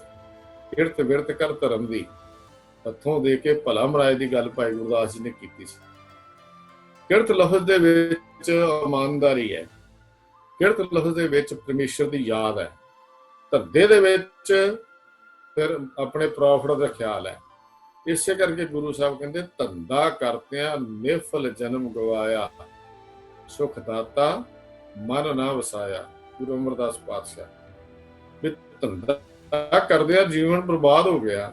ਤੇ ਧੰਦਾ ਕਰਦਿਆਂ ਕਰਦੇ ਹੁਣ ਜੇ ਆਪਾਂ ਚਲੋ ਕਾਰੋਬਾਰ ਕਰਦੇ ਹਾਂ, ਉਦਾਹਰਨ ਲਾ ਲਈਏ, ਦੁਕਾਨ ਤੇ ਗਏ, ਪਹਿਲਾਂ ਇਹ ਖਿਆਲ ਹੋਣਾ ਜੀ ਪ੍ਰੋਫਿਟ ਕਿੰਨਾ ਕਮਾਉਣਾ। ਜਦੋਂ ਕਿਸੇ ਦਾ ਰਗੜਾ ਕਰ ਦੇਣਾ ਚੰਗੀ ਤਰ੍ਹਾਂ, ਪ੍ਰੋਫਿਟ ਕਿੰਨਾ ਇਹ ਨਹੀਂ। ਪਰ ਜੇ ਸੇਲ ਨਹੀਂ ਹੋਈ, ਅੱਜ ਗਾਹਕ ਨਹੀਂ ਆਇਆ, ਮਰ ਗਏ, ਅੱਜ ਹੁੱਟੇ ਗਏ, ਘਾਟਾ ਪੈ ਗਿਆ, ਆਸਾ ਚ ਨਿਰਾਸ਼ਤਾ ਨਹੀਂ ਹੈਗੀ। ਇਹ ਤਾਂ ਇਹੋ ਜਿਹੀ ਹੋਣੀ ਚਾਹੀਦੀ ਸੀ ਵੀ ਜੋ ਉਸਨੇ ਦਿੱਤਾ ਉਹਦਾ ਸ਼ੁਕਰਾਨਾ ਕਰ, ਜੋ ਅੱਜ ਉਹਨੇ ਦੇ ਦਿੱਤਾ ਉਹਦਾ ਸ਼ੁਕਰਾਨਾ ਕਰ। ਗੁਰੂ ਪਾਤਸ਼ਾਹ ਜੀ ਕਹਿੰਦੇ ਆ ਵੀ ਦੇਖ, ਘਰ ਦੇ ਵਿੱਚ ਬੱਚੇ ਆ ਸਾਡੇ, ਆਸਾ ਚ ਨਿਰਾਸ਼ਤਾ ਦੀ ਹੋਰ ਗੱਲ ਬੜੀ ਸੋਹਣੀ ਉਦਾਹਰਨ ਮਿਲਦੀ ਹੈ। ਆਸਾ ਚ ਨਿਰਾਸ਼ਤਾ ਕਿਵੇਂ? ਕਈ ਵਾਰੀ ਅਸੀਂ ਪਰਿਵਾਰ ਦੀਆਂ ਡਿਊਟੀਆਂ ਫਰਜ਼ ਪੂਰੇ ਕਰਦੇ ਹੋਏ ਅੱਕ ਜਾਂਦੇ ਆ। ਕਹਿੰਦੇ ਨੇ ਏਦਾਂ ਨਾ ਸੇਵਾ ਕਰ ਵੀ ਮੇਰਾ ਪੁੱਤਰ ਹੈ, ਮੇਰੀ ਧੀ ਹੈ, ਇਹਨਾਂ ਦੀ ਪਾਲਣਾ ਇਸ ਢੰਗ ਨਾਲ ਨਾ ਕਰ। ਰਹਿ ਨਾ ਪੁੱਤਰਾਂ ਵਿੱਚ ਹੀ ਰਹਿ, ਧੀਆਂ ਵਿੱਚ ਹੀ ਰਹਿ, ਇਸਤਰੀ ਕੋਲ ਹੀ ਰਹਿ, ਆਪਣੇ ਇਹਨਾਂ ਕੋਲ ਹੀ। ਪਰ ਇਹ ਗੱਲ ਨਾ ਖਿਆਲ ਕਰ ਵੀ ਇਹ ਮੇਰਾ ਹੈ, ਮੈਂ ਕਰਦਾ, ਮੇਰਾ ਕਰਨਗੇ। ਅੱਜ ਘਰਿਆਂ ਚ ਝਗੜੇ ਕਿਉਂ ਹੈ ਸਾਡੇ? ਇਸੇ ਘਰ ਲੈ ਮੈਂ ਇੰਨਾ ਔਖਾ ਹੋ ਕੇ ਤੈਨੂੰ ਪਾਲਿਆ ਸੀ, ਇੰਨਾ ਹੋ ਕੇ ਮੈਂ ਤੇਰੇ ਨਾਲ ਗੱਲ ਕੀਤੀ ਸੀ ਤੇ ਤੇਰੇ ਤੇ ਇੰਨਾ ਪੈਸਾ ਲਾਤਾ, ਹੁਣ ਸਾਡੀ ਵਿਹਲੇ ਆਏ ਤਾਂ ਸਾਨੂੰ ਪੁੱਛਦਾ ਹੀ ਨਹੀਂ। ਇਹ ਸਾਡਾ ਮੈਂ ਦਾ ਸਵਾਲ ਜਿਹੜਾ ਸੀ, ਕਹਿੰਦੇ ਗੁਰੂ ਸਾਹਿਬ ਨੇ ਬੜਾ ਵਧੀਆ ਸਾਨੂੰ ਦਲੀਲ ਦੇ ਕੇ ਗੱਲ ਕੀਤੀ। ਕਹਿੰਦੇ ਨੇ ਮੇਰਾ ਪੁੱਤਰ, ਮੇਰਾ ਇਸਤਰੀ, ਮੇਰਾ ਕਹਿ ਕੇ ਇਹਨਾਂ ਦੀ ਪਾਲਣਾ ਪੋਸ਼ਣਾ ਨਾ ਕਰ, ਸਗੋਂ ਇਹ ਸਮਝ ਕਿ ਮਾਲਕ ਨੇ ਇਹਨਾਂ ਦੀ ਸੰਭਾਲ ਦੀ ਜ਼ਿੰਮੇਵਾਰੀ ਮੇਰੀ ਲਾਈ ਹੈ। ਜਦੋਂ ਇਸ ਗੱਲ ਤੇ ਸਮਝ ਚ ਪੈ ਜਾਏਗੀ ਨਾ, ਮਾਲਕ ਨੇ ਇਹਨਾਂ ਦੀ ਸੰਭਾਲ ਦੀ ਜ਼ਿੰਮੇਵਾਰੀ ਤੇਰੀ ਲਾ ਦਿੱਤੀ ਹੈ, ਤੈਨੂੰ ਜ਼ਿੰਮੇਵਾਰੀ ਦਿੱਤੀ ਹੈ, ਨਾ ਕਿ ਤੇਰੇ ਸੰਬੰਧ ਜੋੜਨ ਲਈ ਪਰਿਵਾਰ ਦਿੱਤਾ ਸੀ। ਜ਼ਿੰਮੇਵਾਰੀ ਹੈ। ਜਦੋਂ ਇਹ ਜ਼ਿੰਮੇਵਾਰੀ ਹੈਗੀ ਹੈ ਤੇ ਗੁਰੂ ਪਾਤਸ਼ਾਹ ਜੀ ਫਿਰ ਕਹਿੰਦੇ ਨੇ ਕਮਾਲ, ਆਸਾ ਚ ਨਿਰਾਸ਼ਾ ਤੇ ਏਦਾਂ ਹੋਏਗਾ। ਜੇ ਤੂੰ ਇਹ ਸੋਚੇ ਵੀ ਨਹੀਂ ਨਾ ਤੂੰ ਆਸ ਰੱਖਣੀ ਹੈ ਕੱਲ ਮੇਰਾ ਕਰਨਗੇ, ਅੱਜ ਮੈਂ ਇਹਦਾ ਕੀਤਾ ਹੈ, ਇਹ ਮੇਰਾ ਇੰਨਾ ਹੋਇਆ, ਇਸ ਤਰ੍ਹਾਂ ਚੱਲੇਗਾ, ਤੇ ਗੁਰੂ ਪਾਤਸ਼ਾਹ ਜੀ ਫਿਰ ਕਹਿੰਦੇ ਨਹੀਂ, ਇਹ ਗੁਰਮਤਿ ਦਾ ਮਾਰਗ ਨਹੀਂ। ਜੋ ਕਿ ਦੇਖ, ਅਸੀਂ ਪਰਿਵਾਰ ਚ ਰਹਿੰਦੇ ਆ, ਪਰ ਅਸੀਂ ਪਰਿਵਾਰ ਨੂੰ ਇਹ ਕਰਕੇ ਨਹੀਂ ਰਹਿੰਦੇ ਵੀ ਮੇਰੇ ਨੇ ਮੇਰੇ ਨੇ। ਮੈਂ ਤਾਂ ਇਹ ਕਹਿ ਰਿਹਾ ਵੀ ਦਾਤੇ ਨੇ ਮੇਰੀ ਜ਼ਿੰਮੇਵਾਰੀ ਲਾਈ ਹੈ, ਇਹ ਪਰਿਵਾਰ ਦੀ ਜੋ ਵੀ ਦੋ ਸਾਧਨ ਦਿੱਤੇ ਹਨ, ਉਹਨਾਂ ਨੇ ਮਾਲਕ ਨੇ ਮੇਰੀ ਜ਼ਿੰਮੇਵਾਰੀ ਲਾਈ ਵੀ ਇਹਨਾਂ ਦੀ ਸੰਭਾਲ ਤੂੰ ਕਰਨੀ। ਇਸ ਵਾਸਤੇ ਮੈਂ ਇਹਨਾਂ ਦੀ ਸੰਭਾਲ ਕਰ ਰਿਹਾ, ਨਾ ਕਿ ਮੈਂ ਪਰਿਵਾਰ ਨੂੰ ਆਪ ਪਾਲ ਲਿਆ। ਤੂੰ ਨਹੀਂ ਪਾਲ ਸਕਦਾ, ਤੂੰ ਕੀ ਪਾਲਣਾ, ਤੈਨੂੰ ਤਾਂ ਆਪ ਕੋਈ ਪਾਲ ਲਿਆ। ਜਦੋਂ ਆਪ ਵੀ ਤੈਨੂੰ ਕੋਈ ਪਾਲ ਰਿਹਾ ਹੋਵੇ ਤਾਂ ਫਿਰ ਤੂੰ ਕਿਸੇ ਨੂੰ ਕੀ ਪਾਲ ਸਕਦਾ? ਤੇਰੀ ਪਾਲਣਾ ਤਾਂ ਕਰ ਰਿਹਾ। ਗੁਰੂ ਪਾਤਸ਼ਾਹ ਕਹਿਣ ਲੱਗੇ ਪਾਲਣਾ ਪੋਸ਼ਣਾ ਕਰ, ਪਰ ਚਿੰਤਾ ਨਾ ਕਰ। ਜੇ ਤੂੰ ਚਿੰਤਾ ਕਰੇਗਾ ਤਾਂ ਉਹ ਗੱਲ ਰਹਿਰਾਸ ਵਾਲੀ ਲਾਗੂ ਨਹੀਂ ਹੋਣੀ। ਕਾਹੇ ਰੇ ਮਨ ਚਿੱਤ ਮੈਂ ਉਦਮ, ਜਾਂ ਆਹਰ ਹਰ ਜੀਉ ਪਰਿਆ, ਸਹਿਲ ਪੱਥਰ ਮੈਂ ਜੰਤ ਪਾਏ, ਤਾਂ ਘਰ ਰਿਜਕ ਆਗੇ ਕਰ ਤਰਿਆ। ਅਗਲੀ ਗੱਲ ਸਿੱਖ ਮੇਰੇ ਮਾਧੋ ਜੀ, ਸਤ ਸੰਗਤ ਮਿਲੇ ਸੋ ਤਰਿਆ। ਚਿੰਤਾ ਨਾ ਕਰ, ਚਿੰਤਾ ਕਰਦਿਆਂ ਤੇਰੀ ਜ਼ਿੰਦਗੀ ਬੀਤ ਜਾਏਗੀ। ਨਾਨਕ ਚਿੰਤਾ ਮਤ ਕਰੋ, ਚਿੰਤਾ ਤਿਸ ਹੀ ਹੈ, ਜਲ ਮੈਂ ਜੰਤ ਉਪਾਇਨ ਤਿਨਾ ਵੀ ਰੋਜ਼ੀ ਦੇ। ਉਹਨਾਂ ਵੱਲ ਦੇਖ, ਪੱਥਰਾਂ ਦੇ ਵਿੱਚ ਕੀੜੇ ਪੈਦਾ ਕੀਤੇ ਆ, ਉਹਨਾਂ ਨੂੰ ਵੀ ਰੋਜ਼ੀ ਰੱਖੀ ਹੋਈ ਹੈ। ਤੂੰ ਕੀ ਕਰ ਸਕਦਾ? ਤੈਨੂੰ ਤਾਂ ਤੇਰੇ ਮਾਲਕ ਨੇ ਦਿੱਤਾ। ਦੇਖ ਕਈ ਵਾਰੀ ਹੁੰਦਾ ਕੀ ਹੈ, ਉਹਨਾਂ ਵੱਲ ਦੇਖ, ਸਾਰੀ ਜ਼ਿੰਦਗੀ ਮਜ਼ਦੂਰੀ ਕਰਦੇ ਲਿਖ ਜਾਂਦੀ ਹੈ, ਲੇਕਿਨ ਫਿਰ ਵੀ ਮਾਲਕ ਟੁੱਟ ਕੇ ਉਹਨਾਂ ਨੂੰ ਪੈਸਾ ਨਹੀਂ ਦਿੰਦਾ। ਉਹਨਾਂ ਵੱਲ ਦੇਖ ਲੈ, ਜੇ ਤੈਨੂੰ ਕੁਛ ਦੇ ਦਿੱਤਾ ਹੈ, ਉਸ ਕਰਤੇ ਪੁਰਖ ਮਾਲਕ ਨੇ ਕੋਈ ਕਿਰਪਾ ਕਰ ਦਿੱਤੀ ਹੈ, ਤਾਂ ਫਿਰ ਤੂੰ ਇਹ ਨਾ ਸੋਚ। ਗੁਰੂ ਸਾਹਿਬ ਕਹਿੰਦੇ ਅਗਾਸਾ ਚ ਨਿਰਾਸ਼ਾ ਰਹਿਣ ਦੀ ਗੱਲ ਸਿੱਖ। ਬੜੀ ਸੋਹਣੀ ਉਦਾਹਰਨ ਰਾਮਚਰਿਤ ਰਾਗ ਵਿੱਚ ਭਗਤ ਨਾਮਦੇਵ ਜੀ ਨੇ ਦਿੱਤੀ। ਅਸੀਂ ਬਹੁਤ ਵਾਰੀ ਸ਼ਬਦ ਪੜ੍ਹਿਆ, ਬੜੀ ਵਾਰੀ ਸ਼ਬਦ ਸੁਣਿਆ, ਆਨੀ ਲੈ ਕਾਗਦ ਕਾਟੀ ਲੈ ਗੂੜੀ, ਆਕਾਸ਼ ਮਦੇ ਪਰਮਈਲੇ, ਸ਼ਬਦ ਸੁਣਿਆ ਆਪਾਂ ਉਹਦੇ, ਪਰ ਉਦਾਹਰਨ ਦੇਖੋ ਕਿਆ ਕਮਾਲ ਦੀ ਹੈ। ਕਹਿੰਦੇ ਨੇ ਦੇਖ, ਕਦੀ ਦੇਖਿਆ ਤੂੰ ਕਾਗਜ਼ ਲਿਆਂਦਾ, ਆਨੀ ਲਿਆਂਦਾ, ਲੈ ਕੇ ਆਂਦਾ, ਕਾਗਜ਼ ਲੈ ਕੇ ਆਏ, ਉਹਦੀ ਗੁੱਡੀ ਪਤੰਗ ਕੱਟਿਆ। ਗੁੱਡੀ ਦਾ ਮਤਲਬ, ਗੁੱਡੀ ਦਾ ਅਰਥ ਪਤੰਗ, ਉਹਦਾ ਪਤੰਗ ਬਣਾਇਆ ਤੇ ਆਕਾਸ਼ ਵਿੱਚ ਪਤੰਗ ਉਡਾਤਾ। ਕਦੀ ਦੇਖੇ ਸਾਥੀਆਂ ਨੂੰ ਪਤੰਗ ਉਡਾਉਂਦੇ ਆ? ਭਗਤ ਨਾਮਦੇਵ ਜੀ ਕਹਿੰਦੇ ਨੇ ਦੇਖ ਬਈ ਜਰਾ ਖਿਆਲ ਕਰ, ਤੇਰਾ ਸੱਚ ਨਿਰਾਸ਼ਾ ਕਿੰਨਾ ਹੈ। ਕਹਿੰਦੇ ਨੇ ਪੰਜ ਜਨਾ ਸਿਓ ਬਾਤ ਬਤਊਗਾ, ਚੀਤ ਸੋ ਡੋਰੀ ਰਾਖੀ ਲੈ। ਪਹਿਲਾਂ ਸਾਥੀਆਂ ਨਾਲ ਕਰੀ ਜਾਂਦਾ ਹੈ, ਪਤੰਗ ਉਡਾਉਂਦਾ, ਉੱਚੀ ਚੜੀ ਹੋਈ ਹੈ ਪਤੰਗ, ਖਿਆਲ ਉਹਦਾ ਹੀ ਹੈ ਵੀ ਪਤੰਗ ਨੂੰ ਕੱਟ ਨਾ ਲਵੇ, ਧਿਆਨ ਹਮੇਸ਼ਾ ਪਤੰਗ ਵਿੱਚ ਹੈ। ਗੱਲਾਂ ਕਰੀ ਜਾਣੀਆਂ, ਪਤੰਗ ਉਡਾਈ ਜਾਣਾ, ਲੇਕਿਨ ਧਿਆਨ ਪਤੰਗ ਵਿੱਚ ਹੈ। ਸਾਥੀਆਂ ਨਾਲ ਹਾਸੇ ਠੱਠੇ ਵੀ ਕਰ ਲੈਂਦਾ ਹੈ, ਮਜ਼ਾਕ ਵੀ ਕਰ ਲੈਂਦਾ, ਕਿਤੇ ਨੂੰ ਮਖੌਲ ਵੀ ਕਰ ਲੈਂਦੇ ਨੇ, ਲੇਕਿਨ ਧਿਆਨ ਜਿਹੜਾ ਉਹਦਾ ਨਹੀਂ, ਕਿਸੇ ਹੋਰ ਪਾਸੇ ਜਾਂਦਾ। ਕਹਿੰਦਾ ਰਹਿ ਤਾਂ ਸੰਸਾਰ ਵਿੱਚ, ਪਰ ਧਿਆਨ ਨਿਰੰਕਾਰ ਵਿੱਚ ਜੋੜ ਕੇ ਰੱਖ। ਜਿਹੜੀ ਉਦਾਹਰਨ ਭਗਤ ਨਾਮਦੇਵ ਜੀ ਦਿੰਦੇ, ਕਹਿੰਦੇ ਤੈਨੂੰ ਸੰਸਾਰ ਤੋਂ ਨਹੀਂ ਹਟਾਇਆ। ਕਹਿੰਦੇ ਮਨ ਰਾਮ ਨਾਮਾ ਬੇਦੀ ਅਲੇ, ਜੈਸੇ ਕਨਕ ਕਲਾ ਚਿਤ ਮਾਂਡੀ ਅਲੇ।